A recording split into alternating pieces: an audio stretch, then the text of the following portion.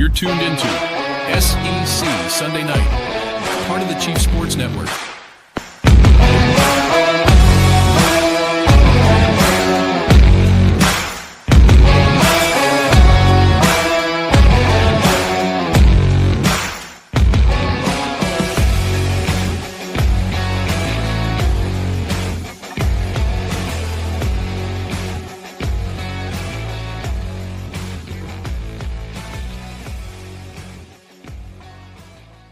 Welcome in to SEC Sunday Night Live on the Chief Sports Network. Good morning on a Saturday morning. It is not Sunday night. If you are misled by the title, we are live right now on a Saturday morning because we have plenty of round one college football playoff to talk about, and we are proudly presented by Hewitt Domaduros Law. HDLawSC.com is the place to go to find Brad or Dean for your personal injury needs. Craig, it's early.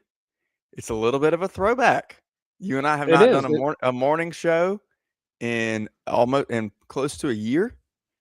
Yeah, about a year and a half. I know that you have a nice steaming cup of coffee, as do I. It's a refreshing thing to join you early in the morning, and of course we'll be back tomorrow night at 8 p.m. to recap the whole thing. First and foremost, how are you, my friend? How's the morning treating you? What's going on? Well, it's 7 a.m. in Oxford, Mississippi, but the sun is shining and the day is bright because it's SEC on Sunday night, on Saturday morning. That tells you everything of how I'm feeling, because I am fantastic. And no, this is not Pappy this is not actual Pappy. This is Pappy's coffee. So I can't show you because I spilled all over my computer. But I am doing fantastic. Great game last night. Great way to kick off the college football playoff. And now we have 2 SEC games, and then the Oregon Ducks will cap us off tonight. So if anything taught us anything, let's not overreact too quickly. But let's get going and let's enjoy the games. Oh, my friend, do we have some discussions around that overreaction to get into here in just a moment? But before we do that, let's give us a little bit of credit here, okay? Because oftentimes we talk about how we were wrong. I was wrong was almost our opening segment today, as you and I stood 10 toes down on an Alabama prediction, an Alabama win. In fact, I said right here that 24 was the magic number. That was perhaps the cap of Oklahoma's offensive production. You did. And here we have it, Craig.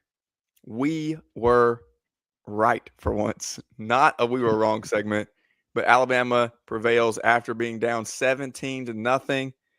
The freezing cold takes are all over the place. But not for us, at least not in our major game predictions, because we were both on Alabama.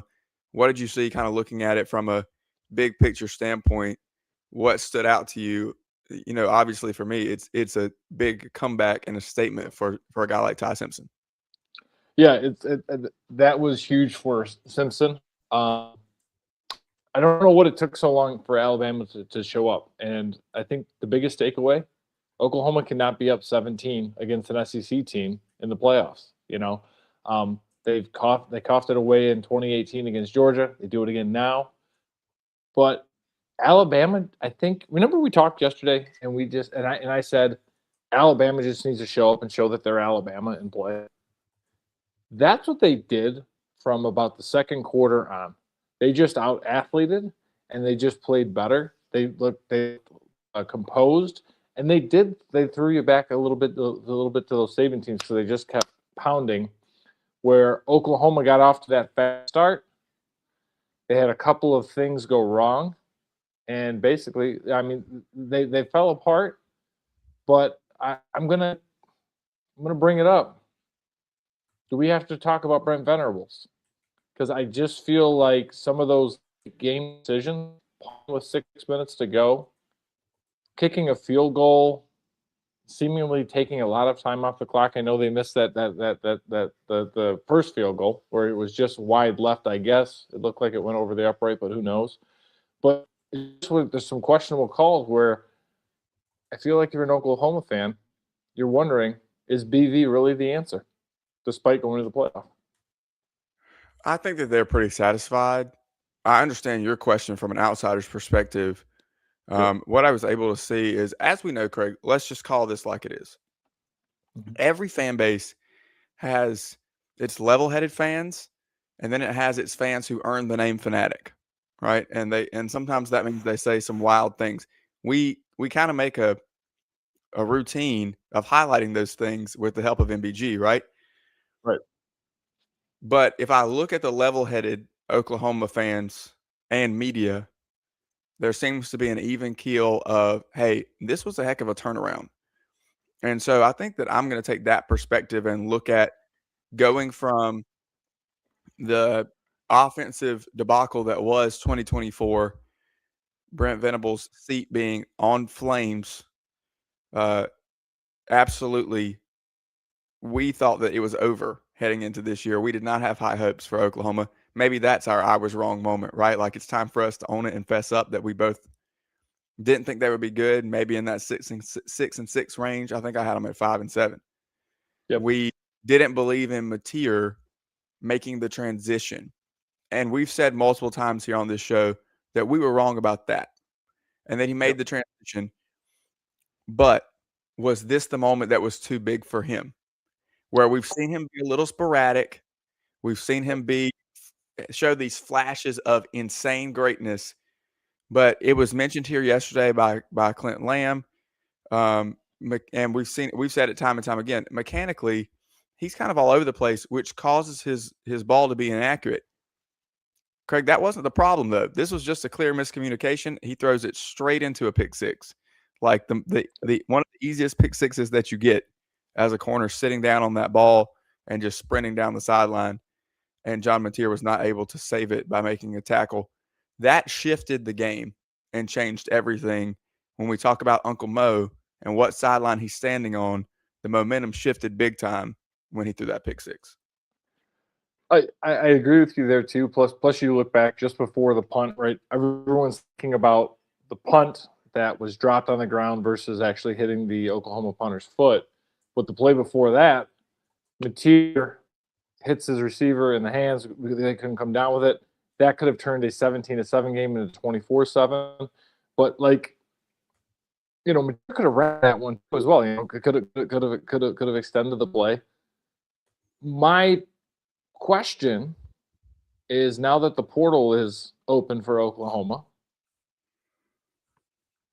I think you go back shopping and see what's available. And Mateer is a nice player, but I don't think he's that elite top end player that we thought he was going to be. He's very good, but the gunslinger and the chances he takes, the bad form that he takes, may not be enough to get him to that next level. And maybe that's a question on Ben Arbuckle. Because I think we probably could have said the same thing for Jackson Dart in year 2 before he popped for Ole Miss in year 3. But I think there's questions on Mateer. I think there's questions with Oklahoma. Again, the defense is good. The offensive problems are still there, though. Oklahoma had an opportunity. I think we also have to talk about, maybe, Rob, I was wrong, right? I think when it was 17-0, I may have said Don't worry, I Notre got it Dame should covered. have been in. Yep. So, yes, we did predict it correctly. But, I want to give Courtney a shout out and give everybody a shout out. The reason why Alabama came back and won is because I jinxed them. And I felt very confident about that. Well, I also may it have was made the you. joke that, it was me and everybody else. It was you and everybody else.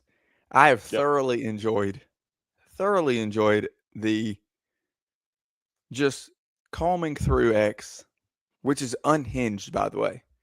Absolutely unhinged. I made the point earlier this week that X makes message boards look calm. It absolutely does.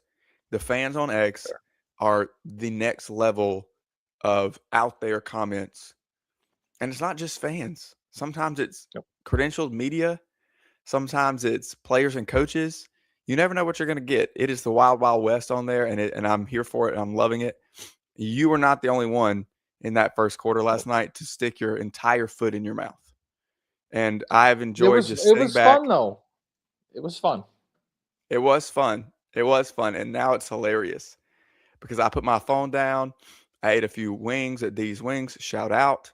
I was able to sit back, watch the game, and see how it continued to unfold over the course of it.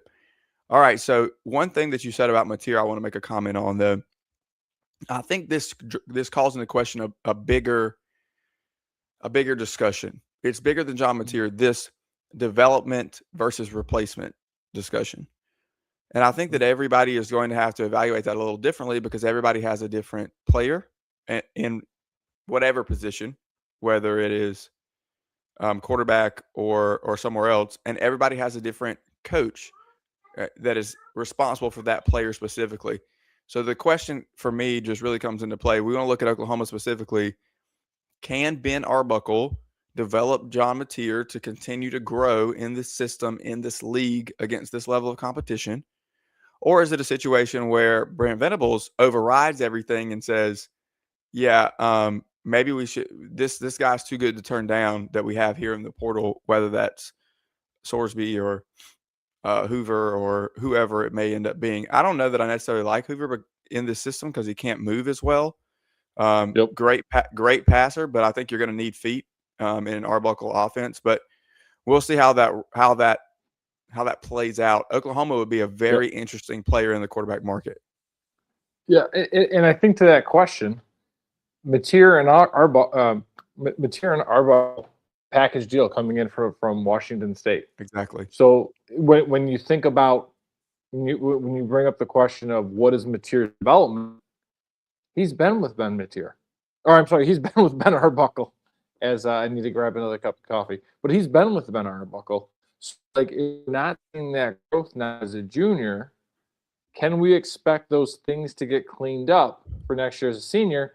Because let's be honest, it's going to be year 5 for Brent Venables, and I don't know if a first-round playoff exit is going to be enough. Well, the bigger question for me then, as we make a transition, is time for a talk about what's going on in the rest of the day, and we have Emily Taylor to kick that off. You had Emily Taylor earlier this week, and we'll get to that discussion in just a moment. The last thing that I'll say is we've seen what happens with Brent Venables when he has a quarterback and an offensive coordinator that match, and then he makes a change with one of them and it doesn't match. The guy that came in with Jackson Arnold was not who ended up calling plays when Jackson Arnold was thrust into the spotlight, and that did not mesh. So if you change quarterbacks, you got to get somebody that matches Ben Arbuckle's system, because I do think the offensive system and the way that he called it this year was successful and works well at Oklahoma.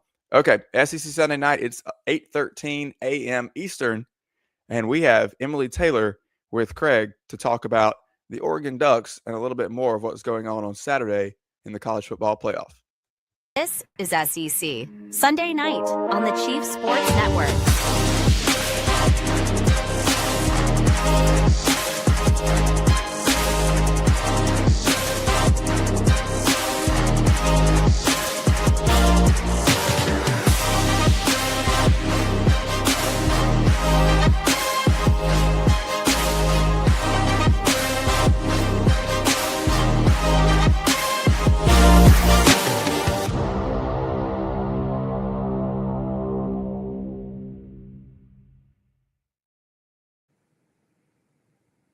Back to SEC Sunday night, and I think you all will agree that this next segment will bring you joy. We are welcomed in by Miss Emily Taylor, probably one of the biggest Oregon Duck fans, also the host of Big Talk with Emily on the Total Coverage Sports. And we wanted to bring Emily in here to talk a little bit about the Oregon game. But first and foremost, I have to say thank you, because it was Emily who gave me my awesome Georgia Bulldogs cup. Emily, welcome to the show. How are you doing today? I am doing so well. Thank you so much for the kind words and for having me on the show. I'm super excited to talk to you today, Craig. Yeah, no, it's been great. We've been interacting for a long time. You've done a really great job this season. You've expanded. Gone into, like, I guess we're going to call it a show. I keep making the mistake of calling all of these like podcasts because I feel like that was like the nomenclature all the time, wasn't it? Right. Right. I think I use those terms pretty interchangeably when I'm talking about it. Sometimes I'll say podcast, sometimes I'll say show. It's all the same to me. Perfect, perfect. Well, can you tell us a little bit about what our viewers? I know we're usually an SEC group here, but Yeah. we have some fans who like to expand. So, can you tell us a little bit about what our fans can expect for Big Talk with Emily? Yeah, absolutely. So I generally host the show at least once. I try to do it a few times per week. And I am so incredibly lucky to have some amazing guests hop on with me to basically just talk about the general landscape of the conference and kind of what's going on. So during the regular season, we would do game recaps and we would preview the upcoming weekend of the Big Ten games. But right now, we're really focused on bowl games. So this entire week, we've been previewing all of the bowl games featuring a Big Ten team. So it's been a lot of fun. It's super fun talking about the conference and kind of just the direction it's headed in, as well as thinking about playoffs and the fact that the Big Ten has 3 teams in the playoffs and kind of talking about that and getting excited about that. Yeah, no, I was listening actually to your show yesterday. You guys did a great job. You and Casey did a great job previewing the Pinstripe Bowl. So it was great. Thank you so much. Yeah, I'm glad you were able to get a word in edgewise because sometimes Casey likes to be a little verbose. So right, yeah, that's why we love him, right? It's so true. Oh, 100%. Yes. So let's talk a little bit about your Oregon Ducks. So, Okay. I feel like they are coming into the playoff under the radar. We have the one loss to Indiana, Yes. but I feel like for whatever reason, I feel like the national media just moved on. Yeah. And I think that's a very dangerous place. With a lot of respect for Dan Lanning, but I would love to kind of get your feel of how this season has gone, and then we can kind of kick into the playoffs a little bit. Yeah, absolutely. I totally agree with you. I think the Ducks are kind of flying under the radar right now, and I'm not totally mad about that. I think it's a good place to be. I think in terms and in comparison to where the Ducks were last season, especially in the postseason and where they landed in the playoffs, I think this year is a bit more favorable for the Ducks. And so I'm really excited to kind of see how they tackle this, obviously taking on JMU this weekend. But in terms of the regular season, I mean, it wasn't disappointing for me personally. I know some fans were hoping for another undefeated season. I kind of expected at least one loss. I didn't necessarily think it would be to Indiana, but I think Indiana has blown everybody out of the water this season and has really shocked the nation in terms of what Coach Signetti's doing over there and how he's been able to get that program up to where they are. Really just a historical season for them. And so I'm not totally mad that that's the Ducks' one loss. Yeah, no, that again was like a little bit of a shock even for me. But like I said, it's been hard for us to wrap our minds around the idea that Indiana is a Big Ten champion, right, is undefeated. But again, if we Google Kirk Cignetti, we should know who he is. So exactly, he comes in there. Yeah, exactly. So as we come into James Madison, I think a lot of people are looking at the Saturday night game and being like, oh, the Ducks should win by a lot. Are there anything that you've taken a look at it as you've done your homework now on James Madison that you think could pose a problem for the Ducks? Not necessarily a problem all game long or a problem long term through 4 quarters. I definitely could see maybe it being a competitive and close game for maybe 1 quarter, maybe 1 half. But honestly, the Ducks, in terms of skill and comparing the skill and comparing who JMU has played versus who Oregon has played, it's just a really big gap. And I think the fact that this is a home playoff game for Oregon and that stadium is going to be filled and it's going to be a really electric environment, I think that'll be enough to kind of stifle JMU, in conjunction with the fact that I think they haven't necessarily met a defense like Oregon's yet. And I think they're just going to be kind of up against tough competition at every position. Yeah, and so this was one of the things that I wanted to talk to you about is that game day experience at Autzen. When the Pac-12 unfortunately was breaking apart and Oregon was looking for a home, I made the argument to which Rob was upset about that I thought if the SEC was going to expand beyond that bottom right-hand corner of the country, to me, Oregon made a lot of sense. You have a game day experience. You have Nike, which is never a bad thing, and you have an NIL situation that is together, and I think you have a passionate fan base. So, like, is there anything that I'm missing there from that Oregon experience that maybe our friends across the SEC maybe are missing out on or might not know about? I mean, it is an electric game day experience. I hear that so often too, especially being in the Big Ten now. We have these different fan bases traveling to Eugene and participating in that game day experience. I always hear comments or stories about how, wow, we had no idea that this is how it was in Eugene and the game day experience was great. And oh my gosh, the stadium is so loud. And so it's really easy to be forgotten, especially within the SEC, I imagine, kind of like venturing out and realizing that other environments can compete with what the SEC consistently puts out. And I think being in the Big Ten kind of helps that. It kind of spreads awareness and kind of gets those stories and gets those headlines pumping up even more about like what a great game day experience it is in Eugene. And so Good. I think maybe I can totally understand this, like why people who maybe didn't pay very much attention to the Pac-10, Pac-12, and kind of just this upper left-hand corner of the country in general would not necessarily think about that. But it is an electric game day experience, and I think Big Ten fan bases are already kind of understanding that. Good. No, like I said, that is a bucket list for me to head out and come see a game in Eugene. I was a couple years ago. I was a little north of you in Seattle, and I got to see the Husky Stadium. It was very nice and all that sort of thing. But I don't want to poke the bear or upset a relationship too much. But it is something that I will compliment UW on, is they do have a very pretty environment. That's like they do. That's the compliment they can get out of me pretty consistently. That worked out so well this year for them. Their bowl season's already over, and they may be losing their coach yet again. So exactly. So what about the offense? I know Oregon had a little bit of the injury bug kind of towards the end of the year. They had a couple of receivers out. Are we coming back to health for the game? What should fans be expecting from the Ducks tonight when they kick off? Yeah, absolutely. I mean, they shouldn't be expecting any more information than what they'll get probably on game day and not a minute sooner. Right. But the speculation is that we are going to get injured players back, which should help the overall cohesion of the offense. I mean, I know the competition was not playoff caliber towards the end of the season, but Oregon did a really good job on offense, kind of keeping that cohesion and pulling through in these competitive games despite having so many injured players and key wide receivers out. So I'm super excited for that, to kind of see the unit back together, if that's something that we get to see fully on Saturday.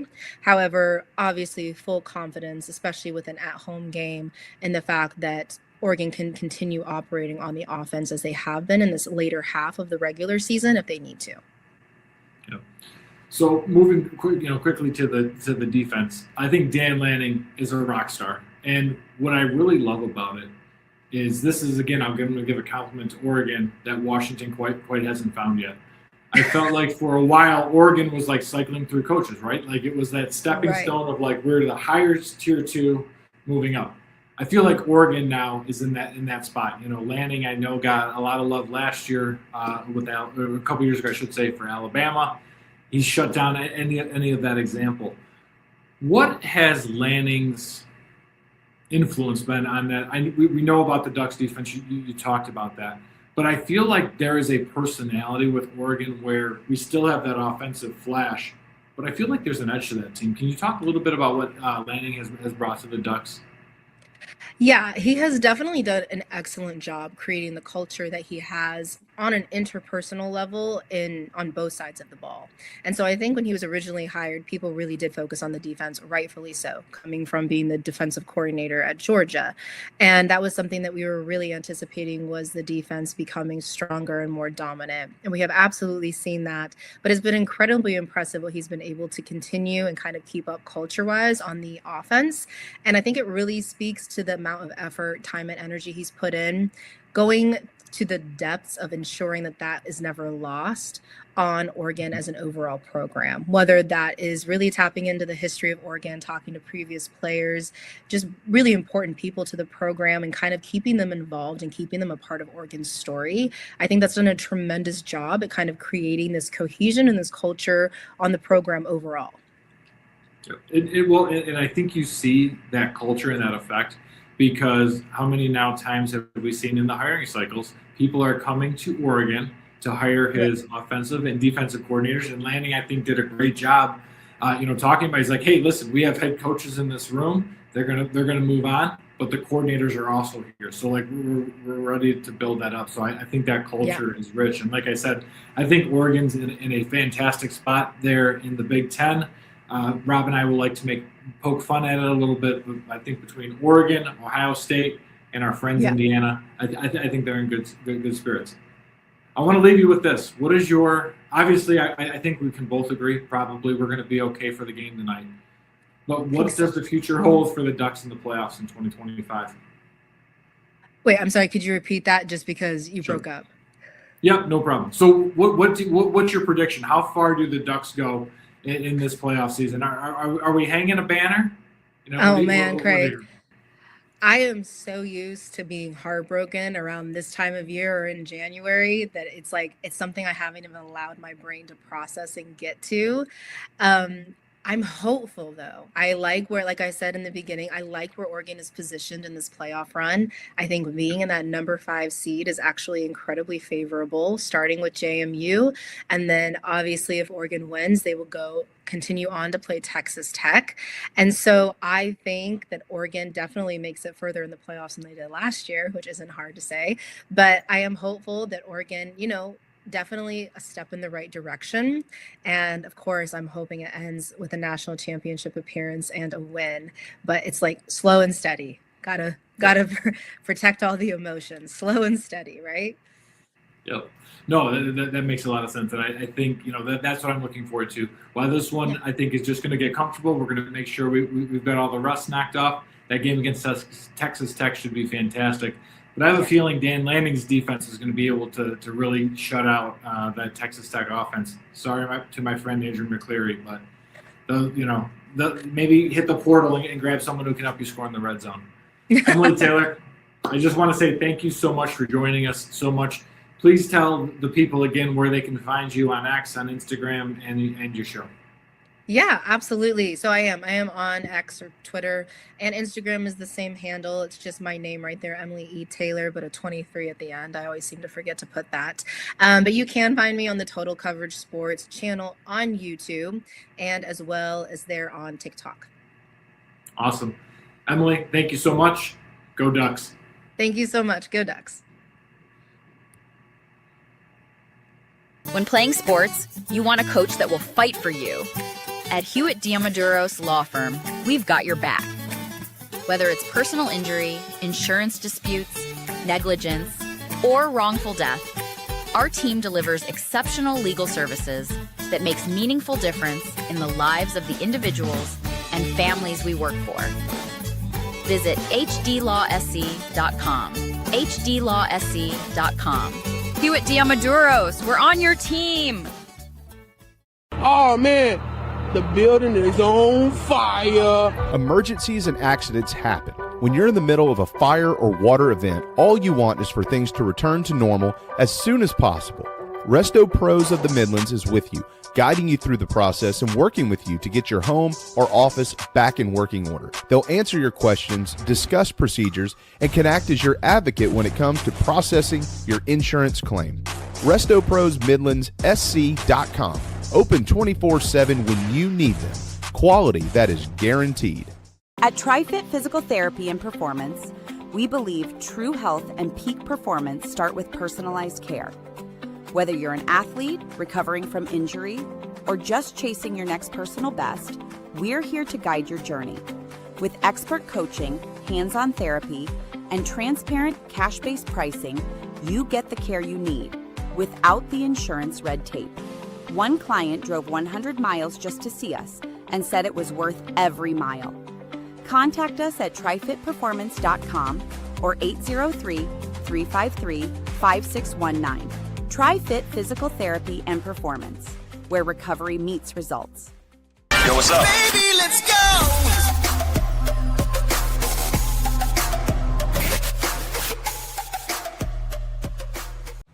This is SEC Sunday Night, part of the Chief Sports Network.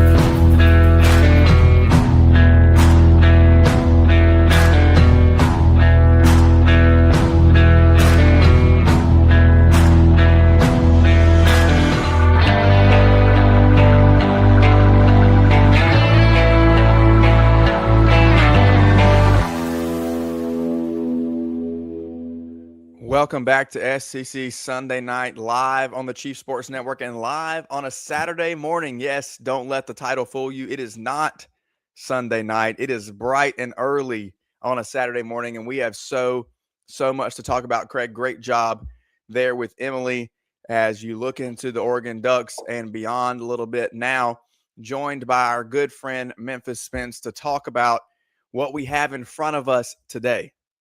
Spence, first of all, happy Saturday morning. How's it going? How are we feeling? And I'll let you bring up your bowl game experience. We'll get to that in a moment. Rob, Craig, good morning. Good morning. This is funny because I've been on SEC Sunday nights, everything other than a Sunday night.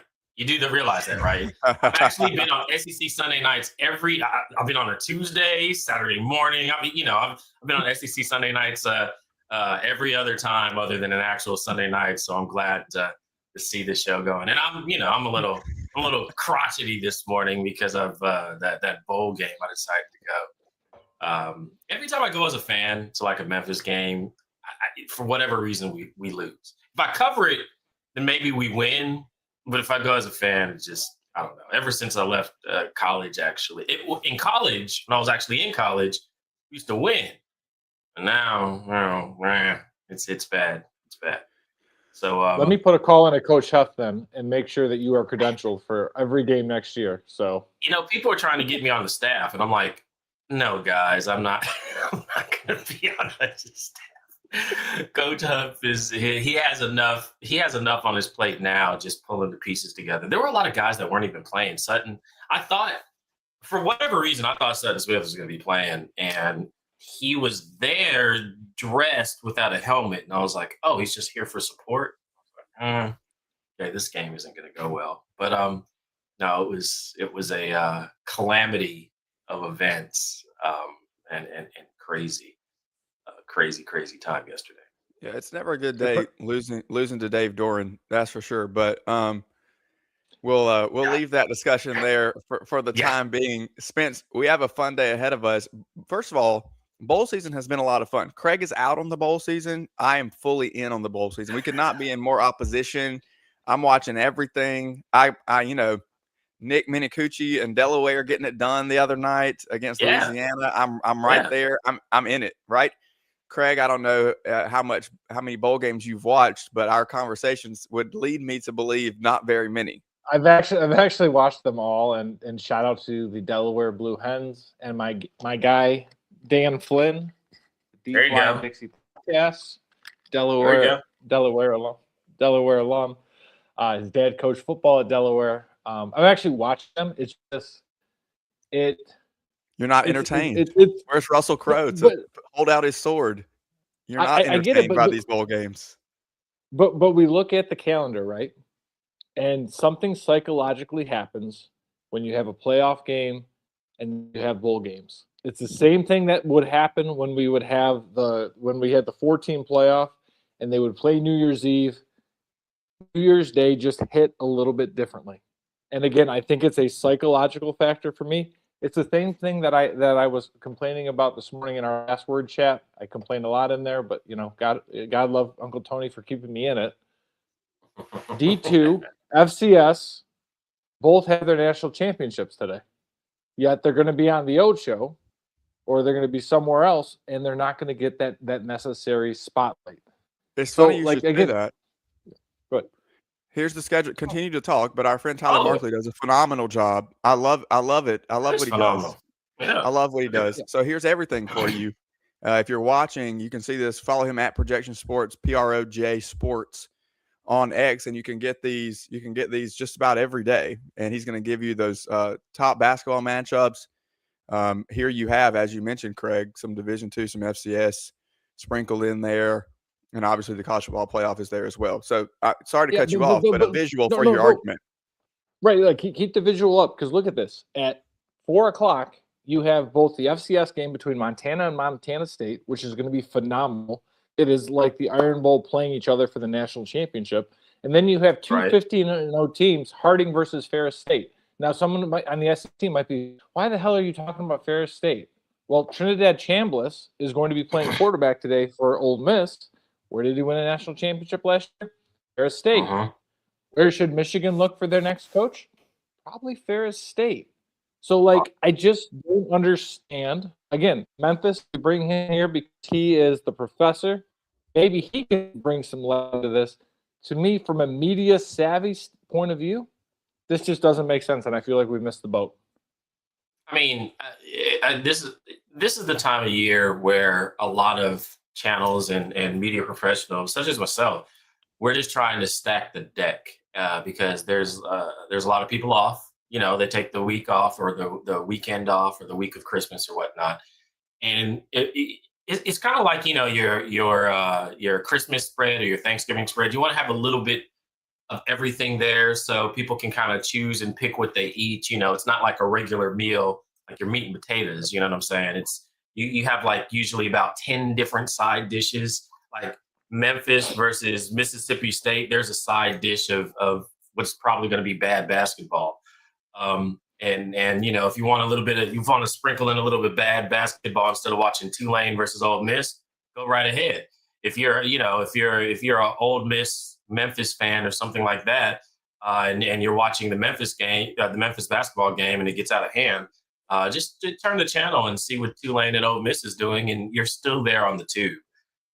So, you know, when you're programming a lot of these channels or whatnot, you're just trying to make sure that there's enough on there to peak and keep people's interest while they're off, because normally, you know, people have work, people have jobs, and you're trying to, you know, just put enough in there weekly, enough big hitting things weekly to draw as much people as possible, you know, and draw that big audience in a short time frame. Where it flips when everybody's off, where you're like, okay, let's put this on, let's put this on, let's put this on. That Montana State versus Montana game is actually one of the things that piqued my interest. I'll be probably tuning into that because I know a alum of both, and that's probably going to be a pretty big game. It's a big rivalry there. I'll say that. Big Sky Country.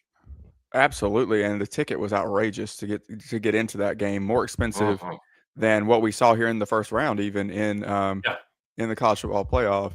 They're a playoff game, Montana State. You know, the NFL games are interesting to me.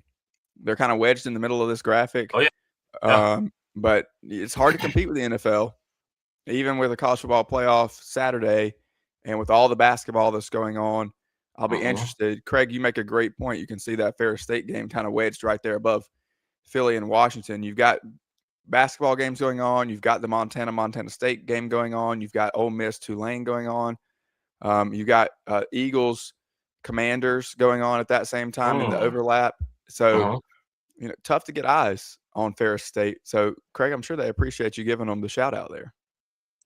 They probably do, but ESPN totally seeded that matchup to the NFL, because if you looked at that graphic, there is nothing competing against that evening game. Like, again, we're supposed to, and again, this is maybe the ESPN and NFL maybe allegedly being in bed with one another with their little TV deal. But you put Texas A&M against Miami, or you put Alabama, Oklahoma on Saturday night on ABC, and you counter that with the Fox game. You can't tell me you're not getting it. The issue there too is that ESPN doesn't have those slots. These games are on TNT, True TV, HBO Max. The Don't get me 3:30 started on and that. the We won't even get there 3:30 because and the 7:30 JMU Oregon game. Yeah, Spence. Speaking of those two games, you got two G5s in this college football playoff. Right. As someone who is G6. well versed in exploring that world, yeah, fly like a G6 teams, as Craig likes to call them. What is the role of these teams on? I'm not sure there's not Pappy in your coffee mug this morning, Craig. Wait. He has Pappy in his. Did you all leave me out of the Pappy? First of all, Rob, you left me off of the dinner, and now you're leaving me. Oh, you do have Pappy in there, don't you? We don't know what's in it. My coffee's empty. We just My know what it coffee's says empty. on the outside. He already claimed that he didn't have Pappy in the coffee. It was just a Pappy mug. But now he's dancing. He's already sung a song for us this morning, Spence. That's fantastic, man. You know, he's juking on, on the show. I love it. He's going to be a 5-tool entertainer before this is over with. Okay, let's look at these fly like a G6 matchups here.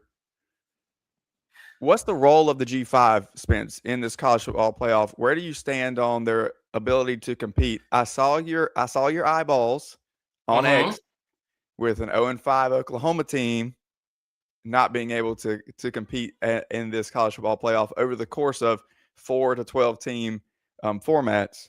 What are your thoughts on two of these G5 teams in, and what does this year mean overall for the big picture when it comes to this level of a team competing in a college football playoff?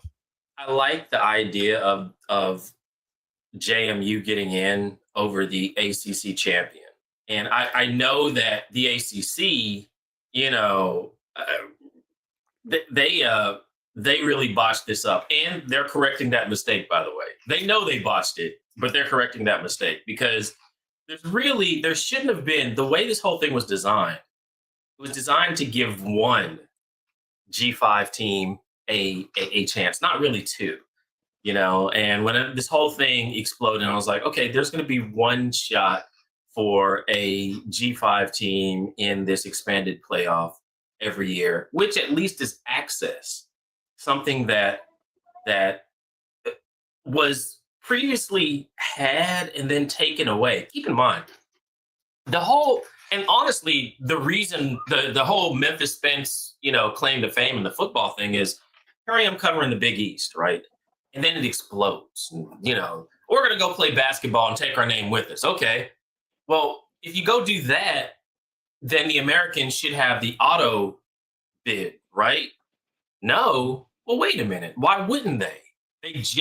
You're saying that taking Georgetown off of, and leaving all these football schools over here is and that's kind of exploded everything.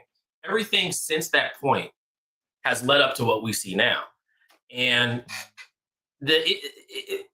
there was a while where the BCS computers, and I used to be a big fan of those because at least there was some sort of semblance of something that made sense.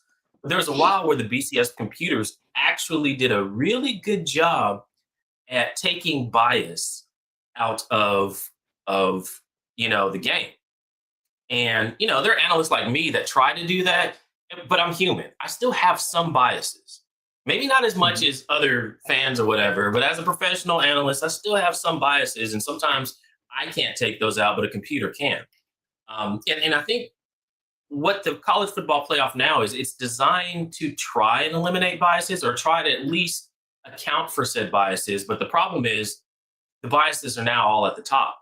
They're at the people in the room making the decision, right? Back to that. And not using the computers as we should. So JMU is kind of a culmination of it's actually two errors. It's an error by the ACC, which I'm sure Jim Phillips fully admits, like, look, we messed that up. I don't know how Duke was playing for this championship or whatnot, but maybe they shouldn't have been, or there should have been something where the ACC champion gets in regardless, because I don't think there was a world that we thought that, you could take, the top five and the ACC champ not be one of the top five, kind of ranked in the poll. But here we are.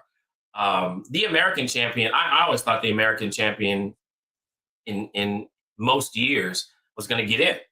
that's why I didn't have any issues with, Memphis staying in the American. I was like, oh, okay, we just sit around. We have money, but this is an actual path that we can actually get into the football playoff, and we didn't really have that before. So any team from the American, Tulane representing this year because they beat us,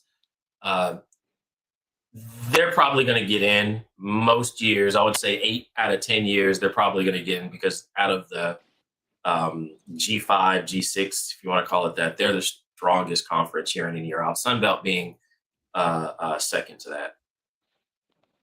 Mountain, it's interesting too because I feel like the Mountain West with Boise the last couple of years has made a claim, but now with Mountain West, I feel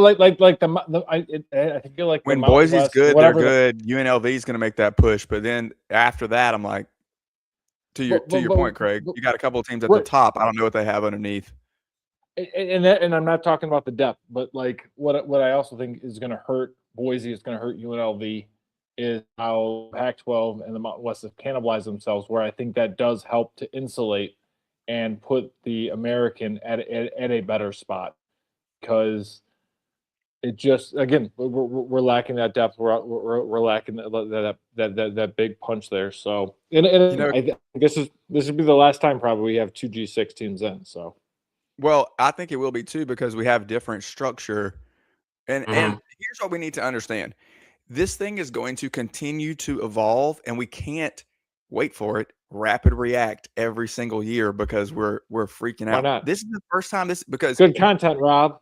Yeah, okay, I understand that. That's fine, and you can create great content all you want. In fact, let's just, for one more time, for everybody's viewing pleasure, here's Craig's great content from last night, claiming that Notre Dame should be in, and that but Alabama here's did the not thing: was I game. wrong? Was I wrong at that point? Was I wrong at that point? Yes, you were absolutely wrong at that point, and you are wrong now at this point. Yes. But I should have waited for Kalen DeBoer to get off, and but get off the schneid. Here's my point. Next year we have a different structure. Speaking of Notre Dame, it's true. They have different assurances. We have different assurances in terms of how the conference champions are going to be included in this playoff next year. So yes, Craig, it may be the only time that we get to fly like a G6 teams into the college football playoff, because the structure continues to evolve and change. And do any of us seriously sit here and think that we're not going to 16 in the very near future? And then that's going to change the structure as well. It's going to change the structure of who gets in. It's going to change the structure of how this first round is set up, because now we're getting reports that we're going to run it like a play-in and do 13 versus 16 and 14 versus 15. And it's going to continue. I know, but that's probably not what But do we want that? See, I think we keep getting away from the actual message, and the message has always been this: people like to watch the best teams have a chance to actually win a championship. With 4, we probably got that. I grew up in when I was in high school and college, there were 2 teams that got to play for a championship. There wasn't 4. There wasn't, So, and honestly, for a while, even before that, when I was in high school and in grade school or whatnot, people like me used to pick them, like FWAA. Yeah, we'll decide who the champion is. You got the same record, we'll decide. And talk about bias. Nah, exactly. Because there was a lot of sway given for different reasons back then. But the computers helped kind of clean a lot of that up, kind of give some sort of, accounting of what actually happened, what we're actually seeing on the field, because PR is crazy. I can probably look around my office and give you 4 to 8 things at any given time that are from all of your schools. Your PR departments are working hard to try and say, hey, Iowa's great at it. Hey, here's a pen and pad. We know you take a lot of notes. We just want to make sure that Iowa's on that pad every time you're voting for the Bronco Nagurski Award, or anytime you're taking notes during the game, Spence. I know you're voting for the Maxwell. Here's an Alabama pen for you. You know what I'm saying? Let me make sure that our QB is on your mind when you're taking these notes. I mean, that's what happens. And the teams usually with the most money and the best PR are the ones on the minds of the journalists because they give us stuff or whatnot. They put stuff in front of us all the time. So when we look around, we see those teams. But that's not really what we should be evaluating, right? We shouldn't be evaluating the PR of each team. We should be evaluating what happens on the field. And it's the hours and hours. And like I said, people criticize me all the time. I'm like, okay, cool. You put in 30 hours a week reviewing film. And everybody's like, oh, they shut up. I'm like, oh, you put in that? Yes, all of us do. That's how you get here. You put in the work. And once you do that, and once you start evaluating the teams, then maybe it's possible to take the names off. JMU's one of those teams. People forget. That's where Cignetti came from. We were just talking about, Cignetti's over here winning. You're like, well, how is he doing that? He's winning with players. They're recruiting well. Why is he being able to do that? Because he's put in a system. I was like, he's going to do the same thing at Indiana. I know a lot of people, and believe me, here we are. He's in the college football playoff with Indiana and won a Big Ten championship. And now everybody's like, oh, there's people on Twitter like, you were the first one that called that. I was like, I couldn't have been the first one that called that. There's got to be other people that can see this stuff before me. I'm just a small little analyst. There are people working for Fox that do this, and I'm sure they're better than me. Or at least hope so. But anyway, to get to your point,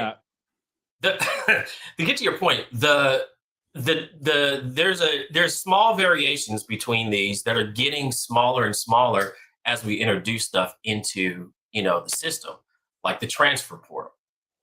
Cignetti was never a big recruiter. I mean, he recruited okay at Alabama, but Alabama recruits itself. And keep in mind, that's where he was winning championships with Nick Saban back in the day. You know what I'm saying? And that's where it comes. If you're a school, if you're a fan of this or a school of the game, a fan of the game, or like me, you always watch the progression of how and where people are coming from. But he didn't really recruit back then. But the transfer portal for guys like him, it's perfect. He has a playbook. He knows what he wants to do. Let me get this guy. It's like going to Kroger's. Let me pick this guy out. That'll work well. I don't have to fly around the country. They're already there in the portal for me. Already partially developed or maybe even fully developed talent sitting right there for me. That's going to, the minute the transfer portal was integrated into the sport, completely changed the game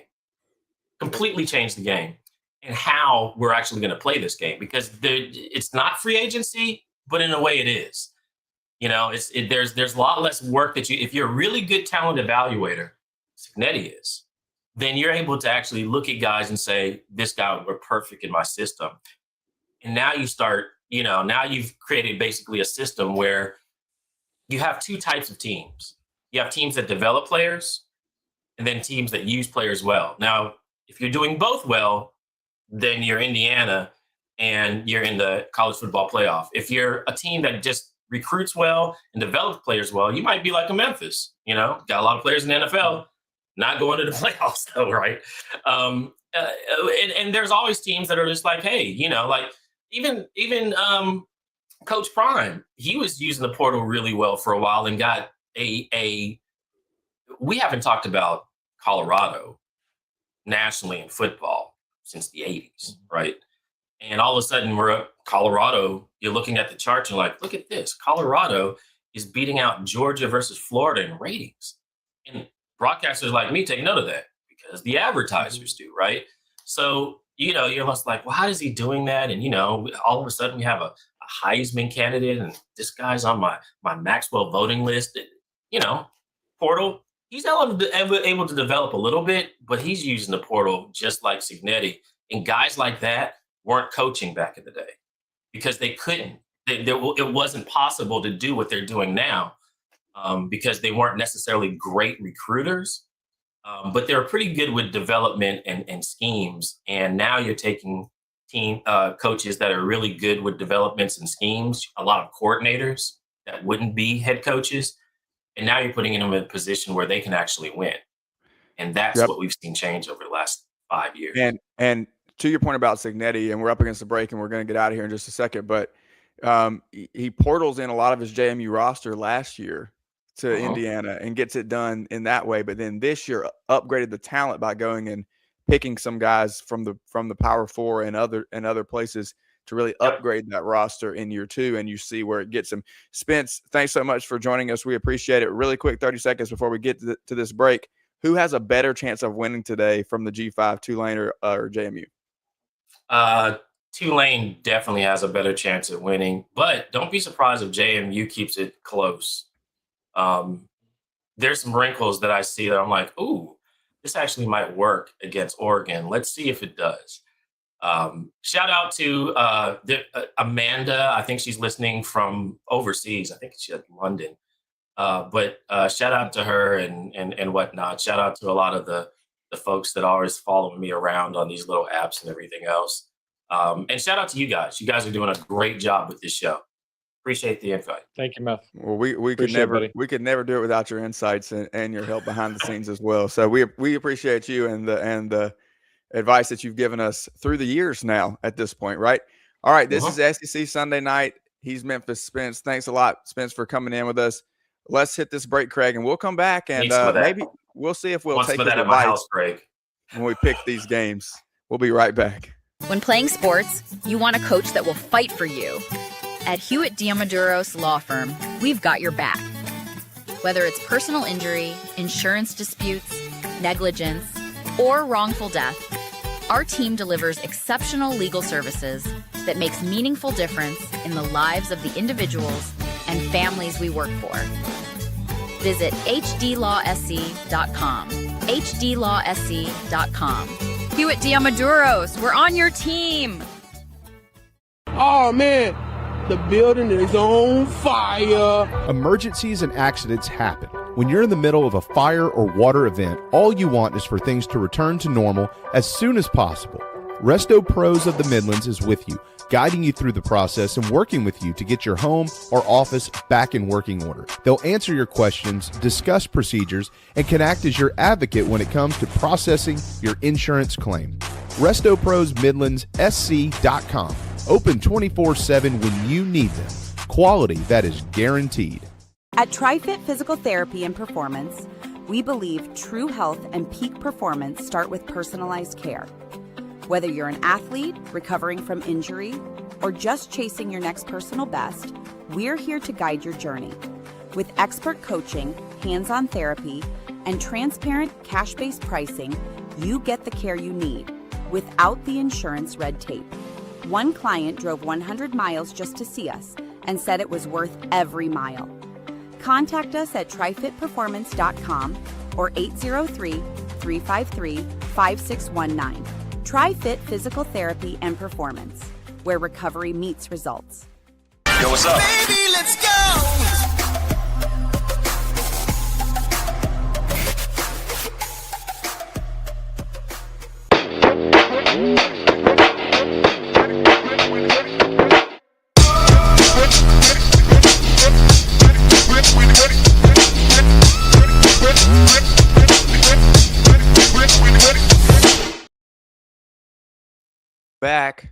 Welcome back to SEC Sunday Night live on the Chief Sports Network on a Saturday morning as we prepare for the matchups today. Craig, we have 3 games ahead of us, and at noon, 11 Central, we have Texas A&M hosting Miami. Let's go through and give some predictions here, because I want to tee us up for some quality I was wrong material, as we will be back tomorrow night in our normal time slot at 8 p.m. to break down the entirety of the weekend. We talked a little bit about Oklahoma and Alabama. We may have some more discussion there as it pertains to looking forward to that conversation between or that matchup between Bama and Indiana. Craig, Texas A&M, Miami, what's your score prediction? I want to hear from you. I'm going to save mine for Joy at the end of the next hour. Yeah, sure. So my key to this game is Carson Beck. If Carson Beck can light up the Aggies, then Miami wins. But as someone who has covered Carson Beck for 3 years, Carson Beck does not play well on the road, does not do well in loud environments. I expect at least 2.5 turnovers. I expect the Aggies to win 31-17 today in College Station. There you have it, 31-17 from Craig. I should probably be writing that down so that I can go back and tell him how wrong he is tomorrow night at 8 p.m. All right, Ole Miss hosting Tulane. We just had Spence in to talk about these fly like a G6 teams. You tell me where you at on the Rebels. To me, I think Pete Golding, this is your opportunity to shine. There's been a lot of Lane Kiffin talk. There's been a lot of Lane Kiffin noise. The Rebs are going with the Navy uniforms, with the gray. They're kind of going that old school look. They've ditched the powder blues. I think that they're going to line up and they're going to have an edge and they're going to want to make a statement. They're going to want to make a statement that's going to be heard down in Baton Rouge. I think that it could be close for a quarter or so. But again, I'm thinking, why not just say it? 31-17 Rebs over the Green Wave. All right, so we're going the same score. Last matchup here, we had Emily on earlier to talk about Oregon. You and I have both said this week that we think Oregon's going to hammer JMU. This is the biggest spread, 21-point favorites for the Ducks. What do you think? How do you think it plays out? What's the final score in Eugene? Oregon is going to be the 2024 Ohio State. I think again the team that was underlooked heading into the playoffs. I think they make a big statement. I am not saying they win the national championship, but I do say that they're coming in underrated. I think people are overlooking them, and I think Dan Lanning is going to want to make a statement. Look for a nice fuel of Dan Lanning's energy to come full and through. I'm thinking 42-7 Oregon over 42-7, and now it's time for the crossover as Joy comes in wide-eyed. Good morning, Joy. How are you? And welcome in as we get ready to transition. I wanted to give you two incredible friends an opportunity to interact here for 60 seconds as we make the transition from SEC Sunday Night to the SEC Pretty Hour here live on the Chief Sports Network.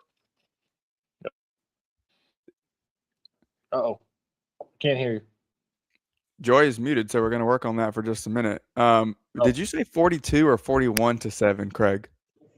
42-7. 42. We're just going touch. Craig, that's insane. Oh, she got it. That's insane. What's insane? 42-7. Craig, you've lost your mind. Wait, am I wrong? I'm saying Oregon's going to win. Why is that wrong? Have we seen 42-7? Craig. Yes. Craig, I know that you live in Michigan and that's all dysfunctional right now, but it shouldn't affect your brain this badly. It's too much. Why I knew we needed 2 minutes of crossover. I knew we needed it. Okay, Craig, I think it's going to be great. Enjoy your day, my friend. It's a pleasure as always to do everything with you, and we'll be back tomorrow night at 8 p.m. to see if how that prediction turns out. Right, 42-7. I've got all of your scores written down. I got my scores written down. Can I get one write down Joy's scores? Joy? Yeah. What? Can I get one Go Dogs from? Can I get one Go Dogs from Joy before I go? You can indeed. Go Dogs. Fantastic. Have a great show. I know you guys are going to back it. Bye. Disgusting. All right, we'll see you. All right, Joy. It's time. Let's hit the music, and we'll be right back here with the SEC Pretty Hour on SEC Sunday Night on the Chief Sports Network.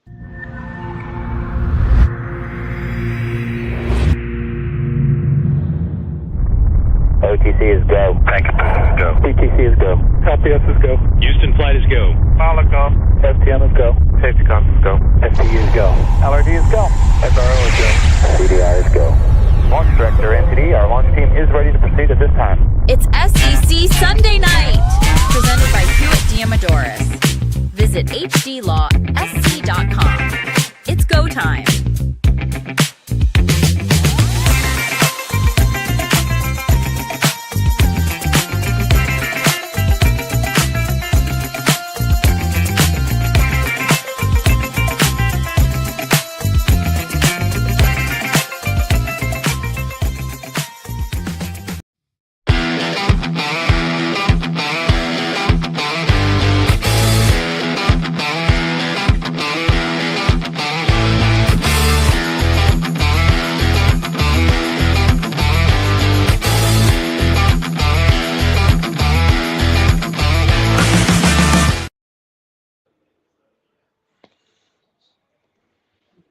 Welcome back. Now it's me that's muted. Good morning, Joy. First of all, good morning. Good morning. How are you? What's going on? How are you enjoying so far We're one game into the college football playoff. Good morning, Rob. So far I'm having a grand old time. Anytime that you get to see fans overreact, i.e. Notre Dame fans, to 1 quarter of college football and then come back to eat their words 3 quarters later, it's always a great day to be a fan of college football. You know, we've had some great discussion about that so far this morning. For those of you watching, this will be a little redundant, but I know, Joy, you just got here, so you didn't get to see this earlier. Featured presentation in the beginning of our show this morning was not just Notre Dame fans, but Craig making a big statement about the Irish and the Tide. Did not work out well for him in the long run, but that's okay. It didn't work out well for a lot of people who decided to let their Twitter fingers go to work in the first quarter yesterday. You and I were texting not on a public forum, thankfully for you, because you were a little hyped up about Boomer Sooner as well. I was celebrating, but in no way, shape, or form did I think the game was over, because Correct. I, of all people, am aware of the fact that at any given time, at any given moment, Alabama can pull out a win. And to your credit, you sent that just as they were about to score the first touchdown, and we could kind of see things were going to shift a little bit. Hey, watch out and see what's going to happen here as they get ready to go. What were your thoughts overall over the course of the game? Obviously, extremely entertaining football game. Looked like it was going to get out of hand on us early, and then a big swing, and actually a 10-point victory in the other direction, which is kind of crazy. We said here yesterday that 24 was probably the cap of where Oklahoma's offense was going to go. Man, was I spot on with that, and that's exactly the number that Alabama needed to get to. Turns out 27 points on offense and a little gift from John Mateer to get them an extra touchdown and some breathing room. Got it done. As you watch this thing, what jumps off the page to you in terms of both of these teams? I think the biggest thing, I was actually talking about this morning, is that we have for years been sold on the fact that Brent Venables is this insane defensive mind. And it looked like that in the first quarter. And I think I even publicly tweeted something about Kane Womack, because there was a lack of movement, a lack of change on Alabama's defensive side of the ball. And then as the game went on, Kane Womack made continual adjustments. I mean, he was adjusting until literally the last play of the game. And Brent Venables and Oklahoma's defense completely crumbled, and it looked like there was absolutely no adjustments being made on that side of the ball. I think, we talked a lot about the offense because we were talking about John Mateer and his injury and whether Ty Simpson was going to be able to get it done. Like, there were obviously some question marks there. But I think the bigger thing for me is, like, these are two programs that have prided themselves on what they do on the defensive side of the ball. And I was so disappointed at the end of the night with the product that Brent Venables and Oklahoma put on the field throughout 4 quarters. If this was a 1-quarter game, yeah, they did great. But the reality of it is that you've been able to beat Alabama twice, and it's been because of your defense both times. And you lost your identity in that in the game last night. Yeah, and it's interesting to me because they were, as much as Alabama still didn't have the best night running the football, there were enough moments, like you said, late in this game where they were able to get it going from a rushing standpoint, which was probably the most impressive thing. Now, I just said that we're going to talk tomorrow night a little bit about what this matchup looks like for Bama going forward. I think they're going to need more out of their running game each round, right? Like it's not, they're not going to be able to get by against Indiana with what they did last night. But I do think it was obviously enough and kind of made the difference for them. We know what Ty Simpson can do. I think that the inability to get to him consistently over the course of the night was a big thing as well. And at some point, these uber athletic wide receivers were going to make a play, and Jeremy Bernard showed up and made that play, right? But if Alabama's receivers could catch the ball consistently at Ryan Williams, I think that this would have been even worse. Like they would have been able to march down the field a lot more easily. And we've seen those inconsistencies over the past few weeks from that receiving core, which is kind of concerning for me if you're an Alabama fan moving forward in this playoff, because if you're not going to get quality running game, you're at least going to need those guys to make plays when they're there. And Ty Simpson put the ball in good places for the plays to be made, and it just didn't always happen for them. So not trying to be a downer on the Tide at this point, but obviously you're looking forward to the next round if you're an Alabama fan. And now you have a matchup with the number 1 seed in the country and undefeated Indiana team. And I don't think that's going to be an easy task for anybody as it stands going up against Indiana, who appears to maybe be the most complete team in the country at this. Yeah, I completely agree with you. I think there's a lack of identity from Alabama right now, and I think that you see that across every form of the game. So you see that from their team, you see that from their coaching staff, you see that from their fan base. Who Alabama used to be, this brand that when they showed up, you were immediately fearful of them. They were going to play down and dirty defense. Their wide receivers were going to catch insane throws. Things that we're used to seeing Alabama doing, they're not doing. And I think there was obviously a lot of question, specifically about this game, about whether honestly both teams were deserving of being in the college football playoff. I think after the product that they put on the field last night, they both have proven that they absolutely deserve to be there. But the reality is I don't know that either one of those teams is capable of winning a national championship. And for Alabama, I think that at the core of that is an identity issue. There is a lot of smoke around the whole DeBoer to Michigan thing. Obviously, we don't know how much that's playing a role. I think that Alabama's really lacking identity. We're seeing, I think this is maybe one of the first times that you're really seeing the shift from the Saban era to the DeBoer era. And maybe this is just how Alabama's going to be moving forward because they won't carry the aura that comes with a Nick Saban as their head coach. But I just think their lack of identity and their questioning of who exactly they are this late in the season is only going to end up giving you issues as you continue on throughout the college football playoff. Yeah, I think that's a great point that we can't and never should. I just made this point about the evolution of the college football playoff as a whole. It's going to change from year to year, and I think at some point, like, it's not realistic to say that fans aren't going to say crazy things and that we are not going to say crazy things as show hosts or analysts or whoever we have on and we're talking to as it moves from year to year. But as I step back and look at the bigger picture, I can see this thing has a lot of evolving to do. Like, this is only the second year that we've had a 12-team playoff. And it's understandable that there are things that we didn't get right in the way that we structured it moving into this format. And when they move to 16, inevitably, the same thing will happen, right? Like, they're going to get things wrong. There's going to be things that are glaring that we say from the jump that we're screaming, hey, don't do that. Don't do that. Let's do it this way. And maybe it takes learning the hard way to figure that out. But the reality is we can't shake out all of the wrinkles until you actually play it out on the field. No doubt. The same thing is true with Kalen DeBoer moving from a Nick Saban to a Kalen DeBoer. The realistic perspective is nobody was going to be Nick Saban.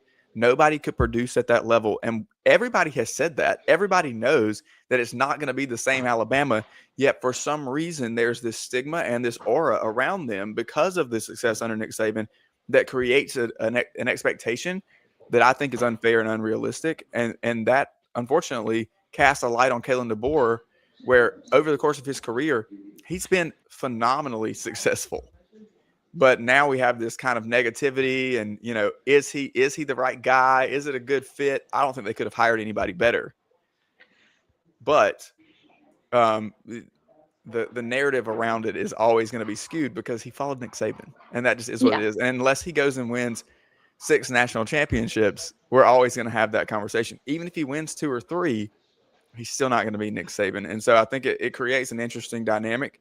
And I think that's why there's a little bit of smoke around the Michigan job, because you'd be following up a completely different situation if you walked into Ann Arbor as opposed to following the GOAT and Nick Saban in Tuscaloosa. All right. Let's talk a little bit about environments, because you've been across the SEC all season long. We've had you on for segments as you've moved from town to town. You have a lot of experience in general in a lot of these different not just tailgates, but in the stadiums themselves. We saw that environment in Norman last night. Speak to that just a little bit in terms of what do you think they were able to bring? I know they told fans to show up super early. They had the light show. It was a whole new kind of setup. Hosting a playoff game, I think, is a privilege, and we're going to get to that in a little while. But what do you see out of Norman, and what are your expectations then for College Station and Oxford today? Did we get the best of the best last night because it was a night game? Does that take away from Kyle Field? I have so many thoughts about the different environments that we're seeing across the SEC in round 1. Yeah, I think that there's something to be said about night games in the SEC. I think that across the board, you never hear coaches complaining because they're always getting night games. Like, and I can say this, he's now my head coach. All Lane Kiffin griped about last season was the fact that he was never going to get to play a night game because LSU was getting all the night games. And the reality is that when you have a night game environment that is substantially better than everywhere else, you get the benefit of those night games. I think we're probably seeing something, and I don't know how much is being talked about, that is really impacting games today, and that is the fact that we do have NFL games tonight, and that there are some question marks about the quality of the games that we're going to see today because there are 2 group of 5 teams in the playoffs, and one of these games is a game that's already happened. So we've already seen Tulane and Ole Miss play. Ole Miss beat the tar out of Tulane. Obviously, Craig doesn't think James Madison's going to do anything tonight. And I think the fact that James Madison and Oregon are going to have to fight for TV time with some games outside of college football that could be just as entertaining, is probably why they're in the time slot that they're in. I think of all of these environments, I would give A&M probably the largest home field advantage of any of the 3. I also think A&M is playing in the most meaningful game. I think they are playing the opponent that is the toughest. I think they're playing the opponent that's actually proven that they deserve to be there, not was given an automatic bid there. But to get the most eyes, which is always what everyone will care about because eyes equals money, they're going to give A&M the noon spot. And while I don't necessarily think that's the most fair to A&M, I think if there's a team in the college football playoff that's really earned the full home field advantage, it is A&M. I think they probably should have the night game, but I understand from a money and rating standpoint why it's at the time that it is. Is it fair to A&M? Probably not. Do I want good things for A&M? Not necessarily, but I am aware of the fact that there's a lot that goes into this, and they probably are, from an unbiased standpoint, getting a little bit of the short end of the stick here. Yeah, I think, we talked about this a little bit earlier, and I'll throw the graphic up one more time. Our friend Tyler Markley at Projection Sports does a great job. I love these daily kind of schedules that we get in top basketball matchups. We talked about at the end of the hour with Craig and I, we had Memphis Spence on and kind of talked about how this programming all comes together. We'll also note, Joy, that these afternoon games and evening games, the 3:30 and the 7:30, which is Ole Miss and Tulane, Oregon and James Madison, are on TNT, True TV, HBO Max, not on the ESPN family of networks, which is very interesting. ESPN has the Friday night and the Saturday noon, and you get the 2 best matchups. So obviously a little bit there about who was picking those games. I made the point earlier, and you backed it up beautifully there. There's so much going on here, right? Maybe you're flipping back and forth. Spence made a good point that, maybe you're a Memphis person, so you care about Ole Miss a little bit. And so you're watching the Memphis-Mississippi State basketball game there, and you're flipping over to the Ole Miss Tulane football game. You're going back and forth. If you're on a platform that allows you to quad box, then those may be in your setup. But for me, and you said this, you have 2 rivalry divisional matchups in the NFL, which we know is the trump card. It beats everything. It doesn't matter that this is college football playoff round 1 and that all of the college football world is zeroed in and locked on those games. The NFL can come in and dominate. And 2 games on Fox, Philly and Washington, and then Green Bay and Chicago, which is a huge matchup in terms of how that playoff picture is going to develop in the NFC. There's going to be a lot of eyes on that. And so it is interesting how it sets up. I'm excited to see what happens at Kyle Field today, because I think that they are going to be, because of the matchup and because of their history and their inability to kind of get to this point and the historic type of season that they're having under Mike Elko and the way that it is kind of just blossomed out there, albeit not ending the season exactly how they wanted to, but you get an opportunity to rewrite the narrative. If you go in and win this game against Miami as a Texas A&M team, and you go and make a little bit of a run, even one win, I think winning that opening round game goes a long way for any of these programs, because it's not just making it. Like, let's talk about Tennessee a little bit from last year, right? Made the college football playoff, gets curb stomped by Ohio State, and they're out. And, they had an okay year this year, bad on offense, bad defense. They fire the defensive coordinator. They're making a big move. They go get Knowles. But has anybody talked this year about Tennessee in the college football playoff last year? It's been kind of a forgotten point. Why? Because they slid in, they got beat in the first round, and nobody's talking about it. So they can hang the banner, and they should. And I think that you're going to start to see this. I've heard this argument many times. We're going to start to see college football playoff appearance banners like you have Sweet 16 banners or Elite 8 banners in basketball arenas. When teams get in, it's going to be, or just like, I'm going to say this and you're really going to roll your eyes, but programs putting in putting up banners on the outfield wall, they made it to Omaha, or that there's how many super regionals they've won, or how many regionals that they've won, and then how many national championships they've won, and kind of having all those things stacked up. It's going to be used as a recruiting tool. People do that? I didn't know that people did that. If you have visuals, well, when you've won, when we only have them for our national championships.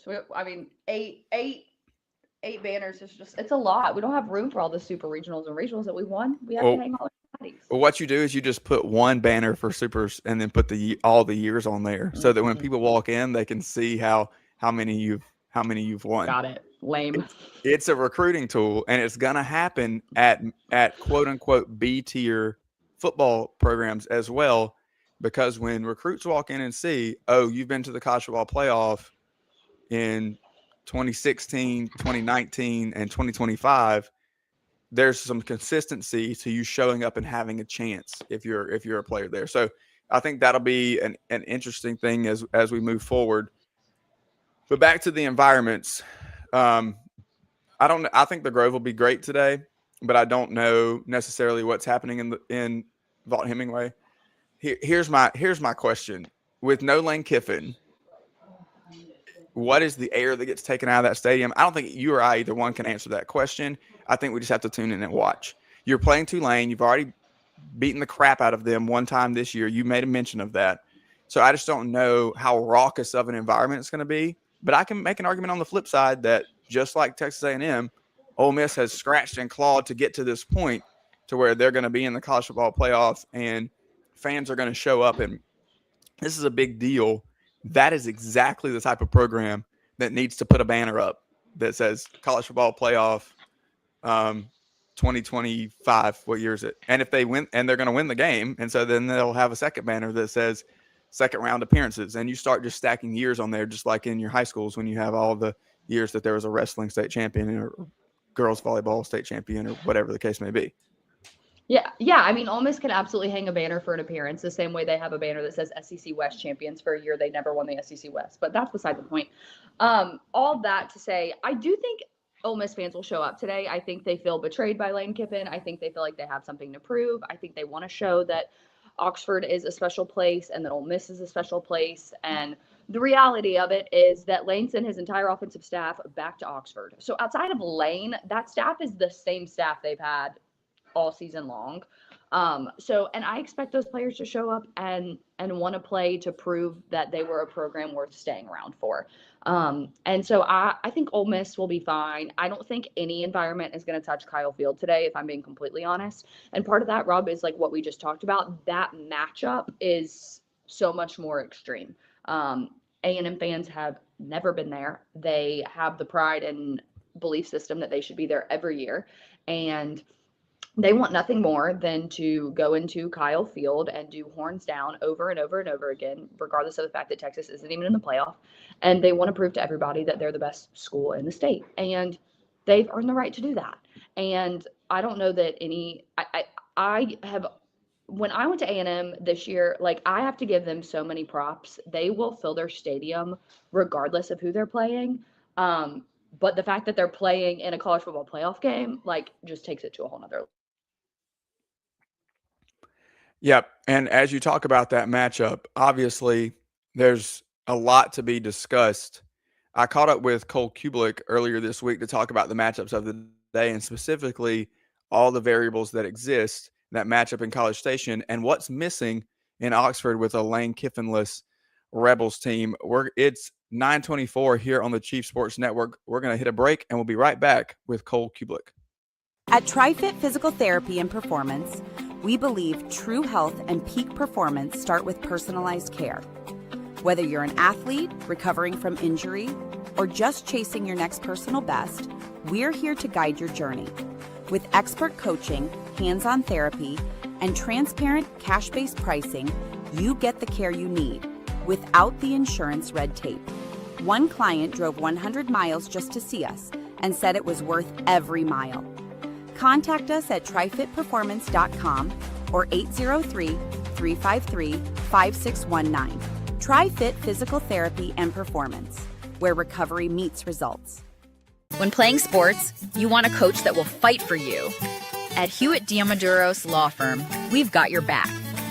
Whether it's personal injury, insurance disputes, negligence, or wrongful death, our team delivers exceptional legal services that makes meaningful difference in the lives of the individuals and families we work for. Visit hdlawsc.com. hdlawsc.com. Hewitt Diamaduros, we're on your team.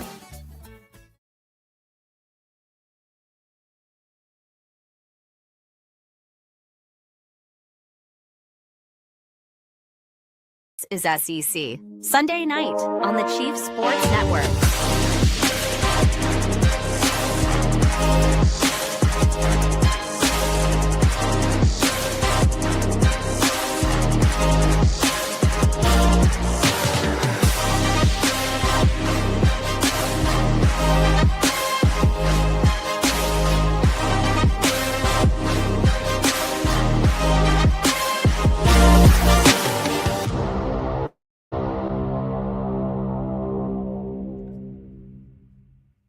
How's it going? Merry Christmas. How are we looking forward to the college football playoff round one?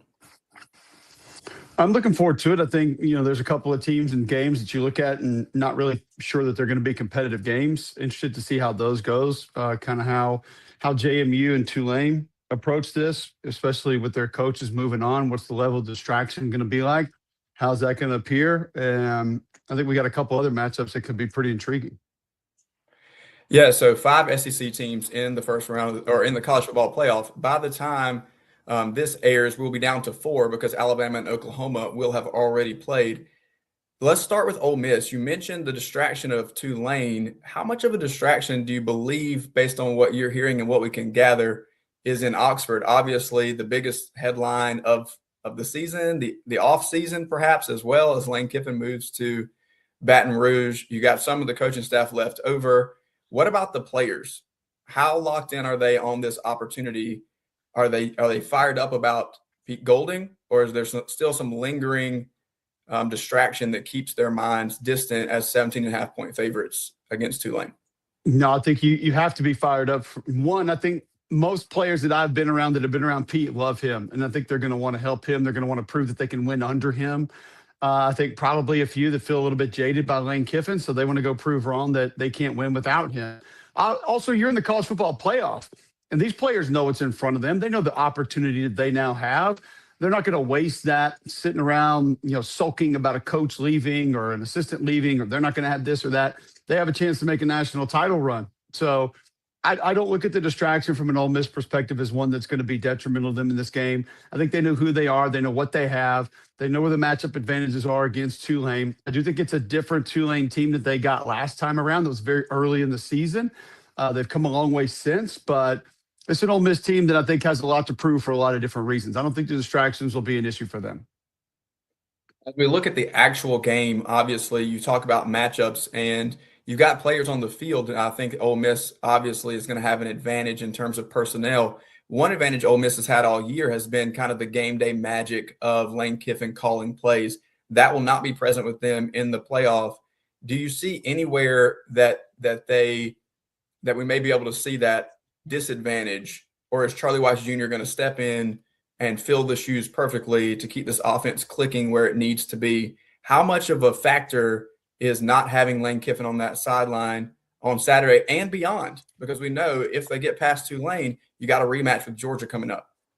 Yeah, I'm not going to say it's not going to be meaningless because Lane Kiffin's been the head coach, and he's the one that has done things there that hadn't been done either ever or since, Vaught was the head coach. So, but Charlie Weiss Jr. runs the offense. Like, he called the plays. He's been calling the plays. So I don't think that from a play calling or understanding of the offense or understanding situational football is going to be any different.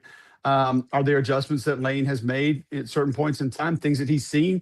Yeah, absolutely. And we know he's an offensive savant, so that's an advantage having him. Anytime you have an elite offensive mind on your staff, that's a huge advantage. So he provides that. But I think also you got a guy in Trinidad Chambliss that's played a lot of football and not as much at Ole Miss, but I mean, he's been their guy for a while now. He knows what this offense is. He knows what they're capable of. You have a running back in Keywan Lacey that you can always go lean on. The offensive line's gotten better.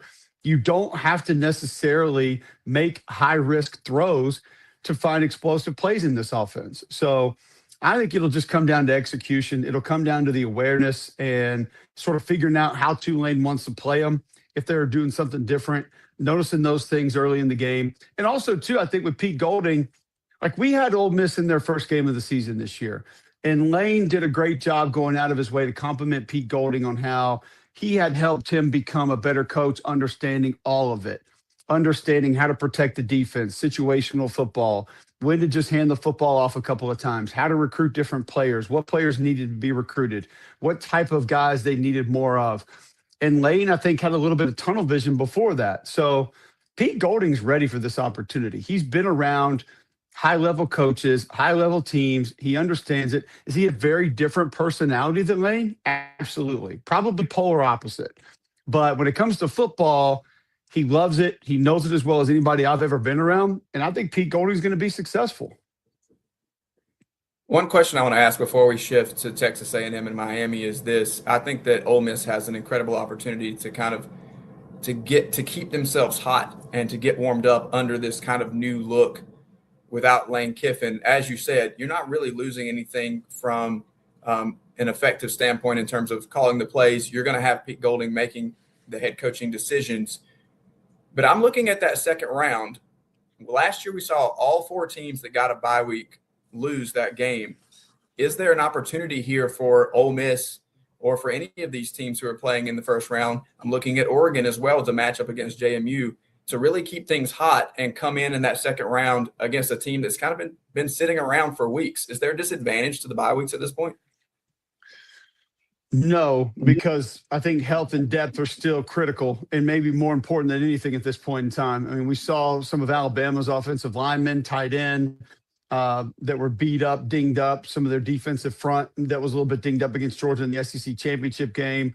Those things are massive to be able to get those guys back close to 100%. You're not always able to find enough time to be able to do that before these huge football games. Those teams will have opportunity. Now, you look at it from a matchup perspective. I mean, Ole Miss played with Georgia earlier this season. That game was tight going into the fourth quarter. So it's not like they can't play with them. They can absolutely find a way to get to that game and win it. Now, I think a lot of things are going to have to go their way, similar to what's going to happen with Miami and A&M if they were playing Ohio State.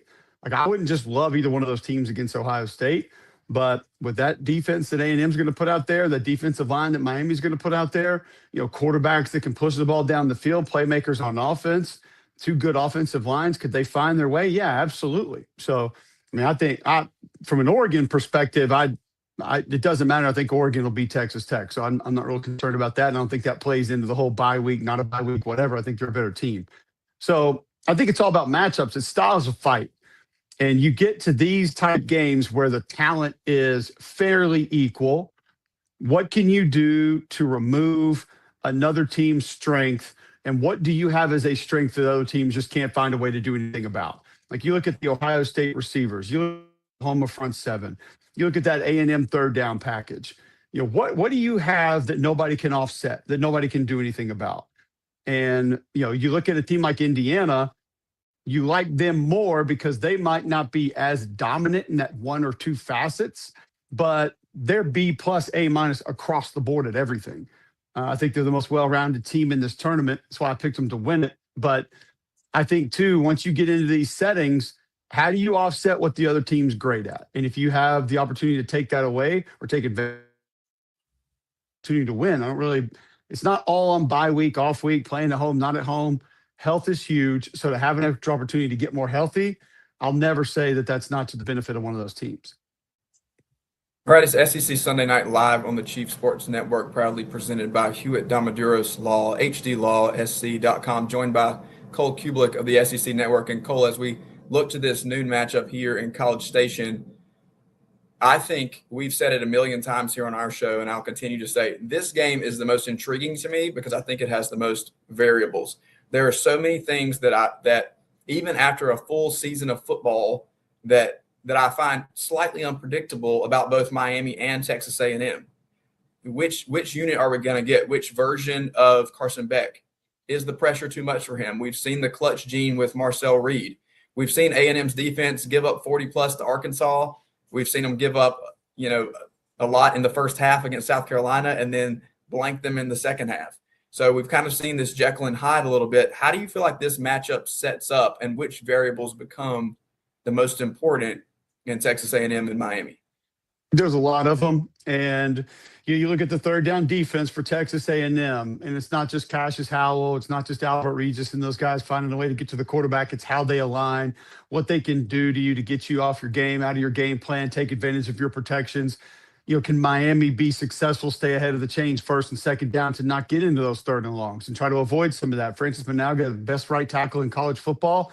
That offensive line has opportunities to offset a little bit of that. I think you have a downhill run presence with Mark Fletcher that could also neutralize a little bit of that A&M defense. They have given up some yards on the ground at times, not necessarily consistently, but a team in Miami that is pretty good on third down this year. I think they're top 20 in the country in converting third downs. So that's a matchup that you watch. You mentioned Carson Beck. I think if there's a gettable area of that A&M defense, it is the back end. You've got some speedy receivers that can potentially take advantage of that. When A&M's on the offense, Ruben Bain and Mesidor and company, they know how to get to the quarterback. So we've seen Marcel Reed not necessarily take care of the football last few times out.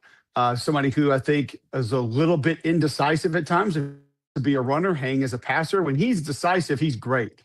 When he thinks a little bit, he second guesses himself and he pads the football, or he considers not leaving the pocket to stay in the pocket, that's when defenses can take advantage of some of his mistakes. But I think one of the areas, too, is not really being talked about is how this Miami defense can run. And doesn't necessarily mean just from a coverage perspective. I'm not saying that Miami will cover KC Concepcion the entire game or Kevin Coleman the entire game. I think what I'm looking at is just from a speed perspective, this will be one of the faster groups they've played. They have some veterans on the back end of that Miami defense. Can they neutralize a lot of what that's going to bring to the table for the A&M offense?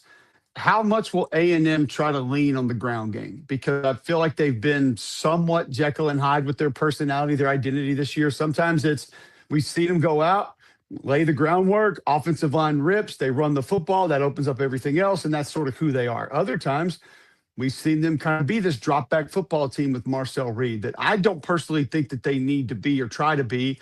I think you use that when it's needed. And when it's not expected, you try to take advantage of it, but you don't live and die there. So I'm interested to see what Colin Klein wants the identity of his offense to be in this game and how successful the A&M offensive line can be. If they can get the run going early and they can slow down some of those pass rushers, they can pick and choose when they want to use Marcel Reed as a runner and not force him to do too much work down the field through the air, then I think that gives A&M a massive advantage in this game. Last one, Colin, we'll get you out of here. That in that matchup, obviously, there's been a lot of scrutiny of in-game decisions around Mario Cristobal, and then we have this perpetual 8-4 story with Texas A&M continues to be the narrative. They break out of that this year. Who does this game mean more to, the Texas A&M program or the Miami program? Yeah, I don't think you can leverage that either way because both of these backers, I guess I'll say, I put up a lot of money for these rosters. I don't know from a coach's pressure perspective, like what Mario's done with Miami's been pretty impressive either way. I mean, they were in a pretty bad place when he took them over, and now he had them knocking on the door of the playoff, now in the playoff. Same thing with A&M. The trajectory for that program since Elko took over has been magnificent. So I don't look at it, the pressure as being very different or greater than one for the other. I'd probably look at this from a Miami perspective and say it's a little bit more important because of some of the big game letdowns you've had. Don't feel like Elko's had as many of those at A&M, but I don't feel like it leans heavily one way or the other as far as who needs this or who it's more important for. you're in the college football playoff. That's a massive deal. It's a massive opportunity. So you got to take advantage of it. You don't know if you're going to be back. I mean, as we know, like Dana White says, never let it go to the judges. It's for the most part in the judges' hands every year to get into this tournament. So you don't know how it's going to play out. You look at Notre Dame this year. There's going to be teams like that every year. So being there, finding a way to take advantage of it, I think is huge. And I don't think I could find a way to look at it as more important for A&M or more important for Miami, because I think with how they've been built and the fan bases and the people that they have behind their programs and the people leading their programs, I suspect they'll both be in the mix the next few years to come. I have no reason to think that there'll be any significant drop-off for either. Very well said. Cole Kublik of the SEC Network. Cole, thanks so much for joining us to give some insights as we look forward to a fantastic Saturday in the first round of the college football playoff. Yeah, man. Thanks for having me. I appreciate it. Absolutely. This is SEC Sunday Night. We'll be right back after this. This is SEC Sunday Night, part of the Chief Sports Network.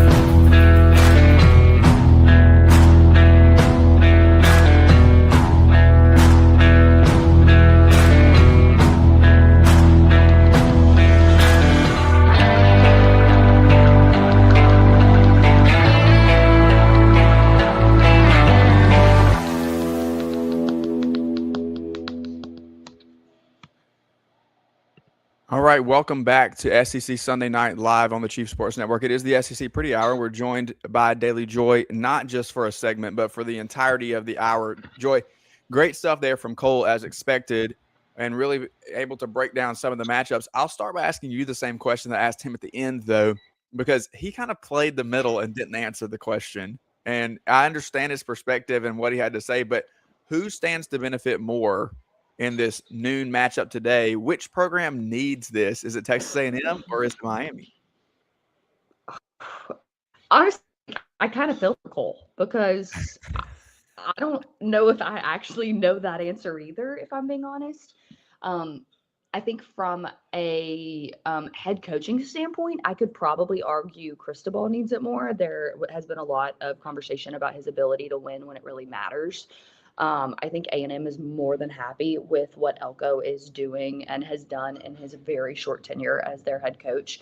I think they're happy right now with a playoff berth. Obviously, like, you want to go win the whole thing.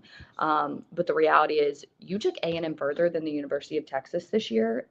And at the core of their little brother being, that is what matters to the Aggies. And so I think Mike Elko's job is safe. His recruiting classes are safe. He is, at this moment, far and away the best program in Texas. So I'm not super concerned about A&M, but I think Cristobal, if we just look at it from a broad view, has had the most negativity thrown towards him as a head coach, and his ability to win when it matters. And so I think walking away from this, it would mean more just for him as a human and as a coach than it would be for anybody else. Yeah, my former editor, Tony Siracusa at Last Word on Sports, coined the term, and I'll always give him credit, Coach Instacart, when referring to Mario Cristobal. He can buy all the ingredients, but he can't cook the meal. And that has been a good way to describe him over the course of his career, honestly. And we'll see what happens here.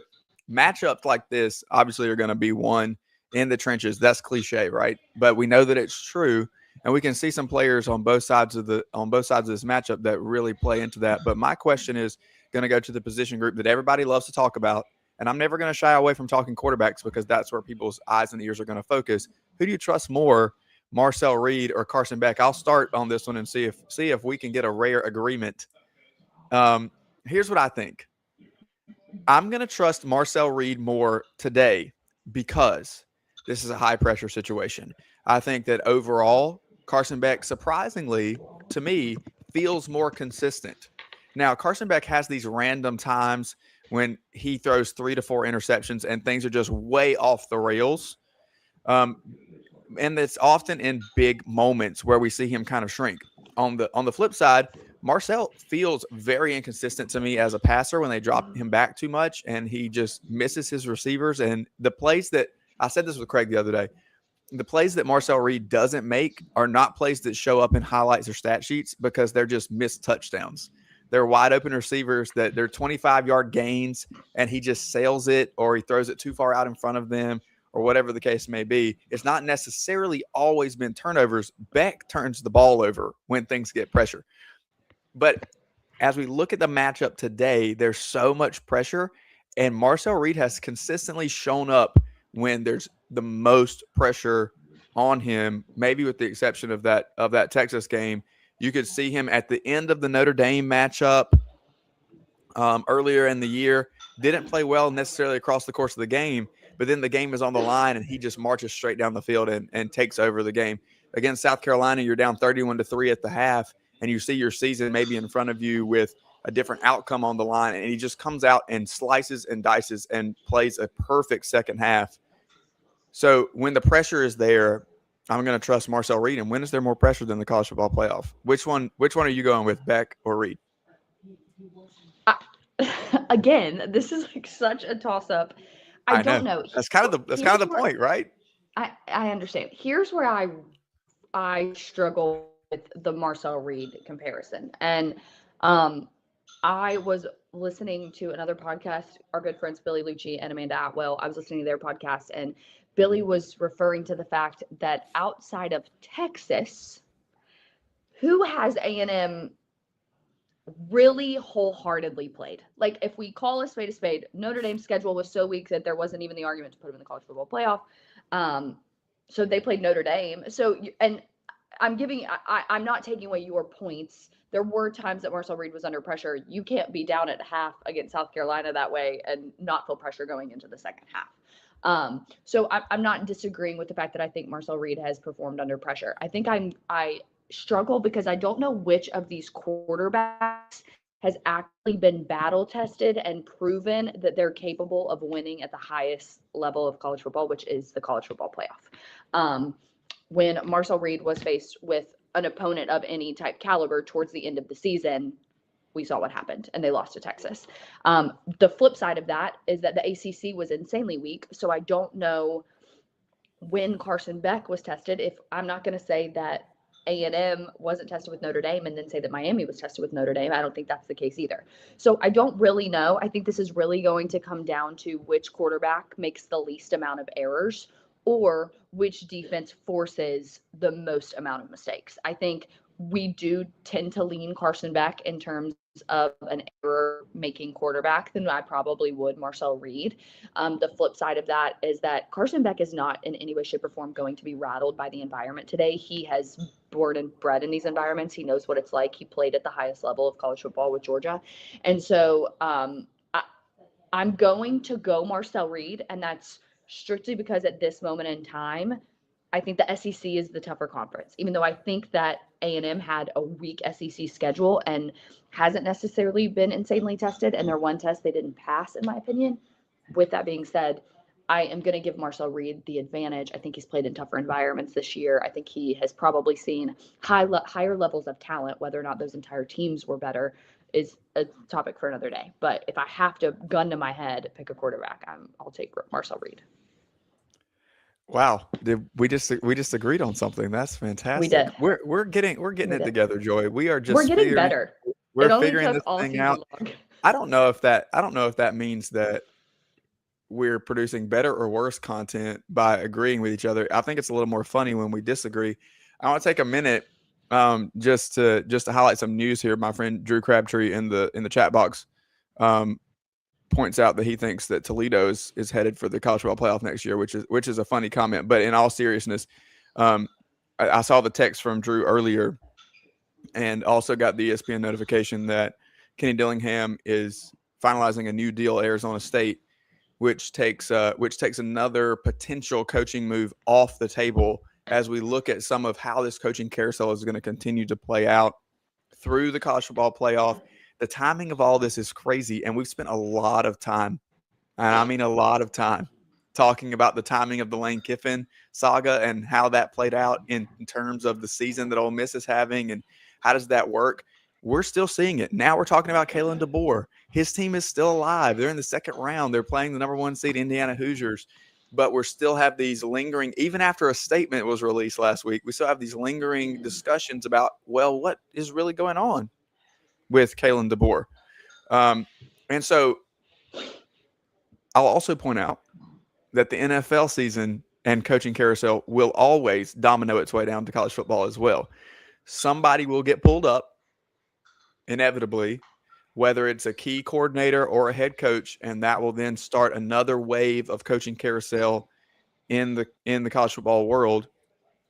You and I talked a little bit this week, and this is not obviously top tier news because the college football playoff is happening, but Lane Kiffin appears to be hiring Sterling Lucas away from South Carolina, and it's those types of position moves that, even though, dare I say, the dust has settled on the Lane Kiffin saga and that whole coaching move stuff, as I look up on the TV behind me, and they're running a huge segment on ESPN about Lane Kiffin going to LSU right now, and Marty Smith is talking to Trinidad Chambliss.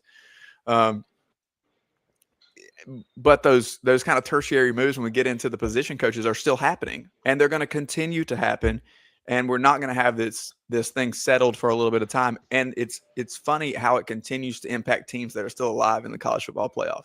So Kenny Dillingham appears to be inking a new deal, staying in at Arizona State, and that means you take him off the table, and that moves somebody's focus, whether it's Michigan or anybody else, moves their focus elsewhere as we look to replace some coaches. And then if it's a college coach, if it's an NFL coach, if whatever happens, then that guy has to be replaced, and so on and so forth. And until you get down to the G5 level, as long as we're playing around in the Power 4 field, we're going to continue to have these discussions about how these dominoes are falling and what's being moved. Just wanted to make a note there as we got that breaking news this morning. All right, Joy, let's play a little game here. A little game of Would You Rather to set up a couple of things. It's been an interesting week for Notre Dame, as we have seen them left out of the college football playoff, opting out of bowl season, talking all the talk on social media. But social media has also been a hot spot for Vanderbilt fans and Diego Pavia supporters coming off of the Heisman Trophy ceremony and his antics, followed by a ChatGPT apology. And then people like Reese Davis saying he wished he could change his vote and take him off the ballot. Like, a lot of stuff happening around that topic.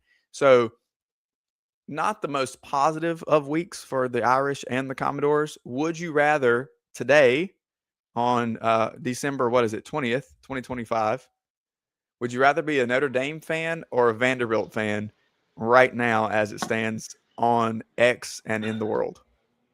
Easiest answer of my whole life. I'd rather be a Vanderbilt fan. You couldn't pay me. There's not enough zeros you could write on a check to make me a Notre Dame Irish fan. I just will never in a million years do it. I will never be proud of being a leprechaun. I will never be proud of being a program that hasn't won anything that's mattered in this century. I will never be proud of a program that consistently quits, that says that their players voted on it, and then you come out and find out that the AD said that they weren't going to play. I just could not in any way, shape, or form be proud of anything that Notre Dame has done this year. Here's the deal. You always, like, as a college football fan, your team is going to produce a player that you're not always proud of. And the reality is like Diego Pavia did put Vanderbilt back on the back. He did make them relevant again. They had the most fun year that those fans have had in decades. And so I don't think that, like, that's the easiest decision I could ever make. I can easily disassociate a player from my program. I can't disassociate the embarrassment of being a Notre Dame fan. Okay, we're 1 for 1. We're 1 for 1. I'm agreeing with you there. I'm definitely going with Vanderbilt for one, because they're in the best conference in the country and they're not still playing this independent game. Notre Dame is living in a false reality, believing that the history and the lore of their name still carries as much weight as it did before.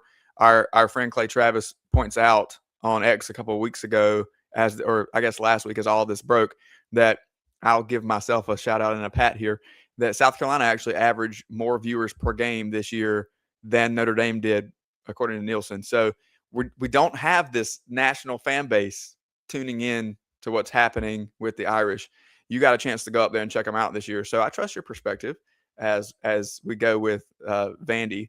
And the Pavia era is over, and maybe a little bit of a blemish on the back end, but we look forward to seeing him in this media space, as I believe that's where he will ultimately end up making his career. All right, second question here. Would you rather have a bye week or a first round home game? First round home game. Easy. And again, another easy answer. I was talking about this morning. I almost think a bye week is like a disadvantage. You have so much time that you have to not play a game. And I think your fan base gets more invested when you have a first round home game. Your fan base is immediately involved from start to finish of the college football playoff. And I think we saw it last year. Like teams that had a first round bye really struggled in the second round of the college football playoffs. So I am a big proponent of home college football playoff games. I think we could play them all the way up to the Natty, and I would be thrilled with that. So yeah, that's an easy answer for me. Give me a first round home playoff game every day. Yeah, we're 2 for 2 on that one because I've said the same exact thing many times. All 4 teams lost last year that got bye weeks. We're going to see what happens this time. I do think Oregon beats Texas Tech. We've been on the record saying that already. And I think Ole Miss has a real shot at Georgia because Georgia's going to sit around and get cold. And so I'll be interested to see how that one plays out. We've made mention of this across shows on our network, on other networks. I asked Cole Kubelik the question though, and he said earlier here in this hour that he thinks that the bye week is still very important and that you need that time to get healthy and that health and depth is the number one factor. And he's looking at style of fight. He's looking at matchups in those second round games and not so much the fact that somebody sat around and wasn't playing. But I just can't get past the fact that for years coaches complained about bowl games and the national championship being a month out and sitting around for so long. And now all of a sudden we're giving the top 4 teams a month off essentially. And it's not a problem anymore. It's definitely a problem. It's gonna be talked about.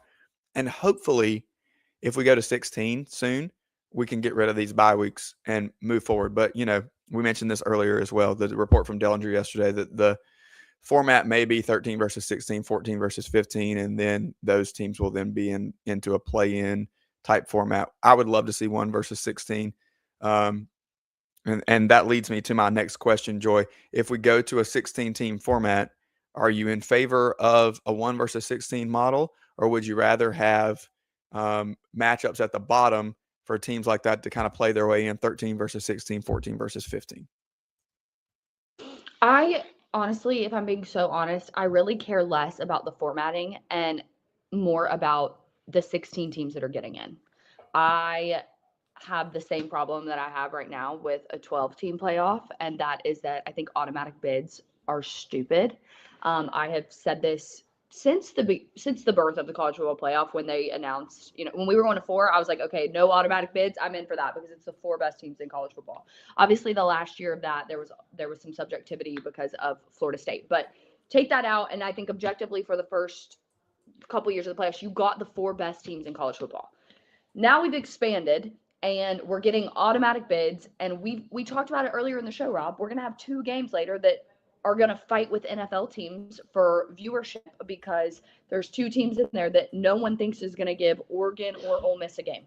So I don't really care about the formatting of the 16-team playoff. I care that it's the 16 best teams in college football and that no one got a participation trophy entry fee into the college football playoff. That's what I care about. I don't care who's playing who in seeding wise. I don't give a dang about any of that. I want to see this. If we're going to play a 16-team playoff, I want to see the 16 best teams in college football play it. Okay, I'm not sure if we agree or disagree because you avoided my would you rather a little bit there, but I'm going to go with 1 versus 16. I think this play-in format is stupid. I don't like it at all. It doesn't set us up for success in the long term. I don't have time to go on all of the reasons why I don't like it, but I'm completely out. Okay, let's have a little fun. 2 more. Number 1, would you rather Pop-Tarts or Cheez-Its? Probably the 2 most fun bowls. Sorry, Duke's Mayo. 2 most fun bowls. We've seen a lot of antics. I was at the Cheez-It Bowl last year. We had a wedding. We had a Cheez-It DJ. We had all kinds of stuff. But if you're at the Pop-Tart Bowl, then we know that brings a lot of fun as well. So would you rather Pop-Tarts, Cheez-Its?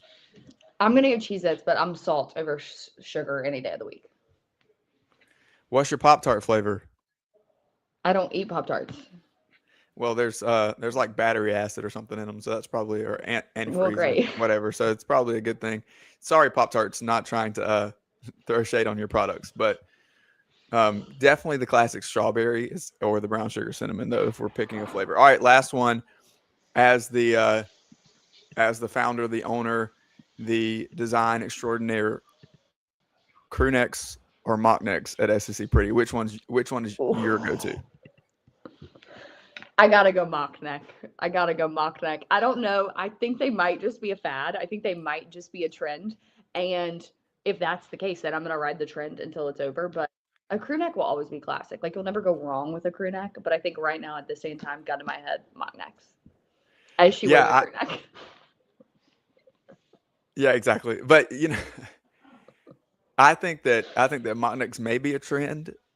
But that's the whole point, right? Like, if it's a trend, we absolutely need to ride it. As somebody who's producing a product, it's that's important, right? We want everybody to be able to get what makes them look the best in the moment, in the season, and obviously there's so much more to come. Joy, this has been an incredibly fun hour. We're going to get out of here, but before we do, I need scores from you, and I have to give mine. So let's start Texas A&M, Miami.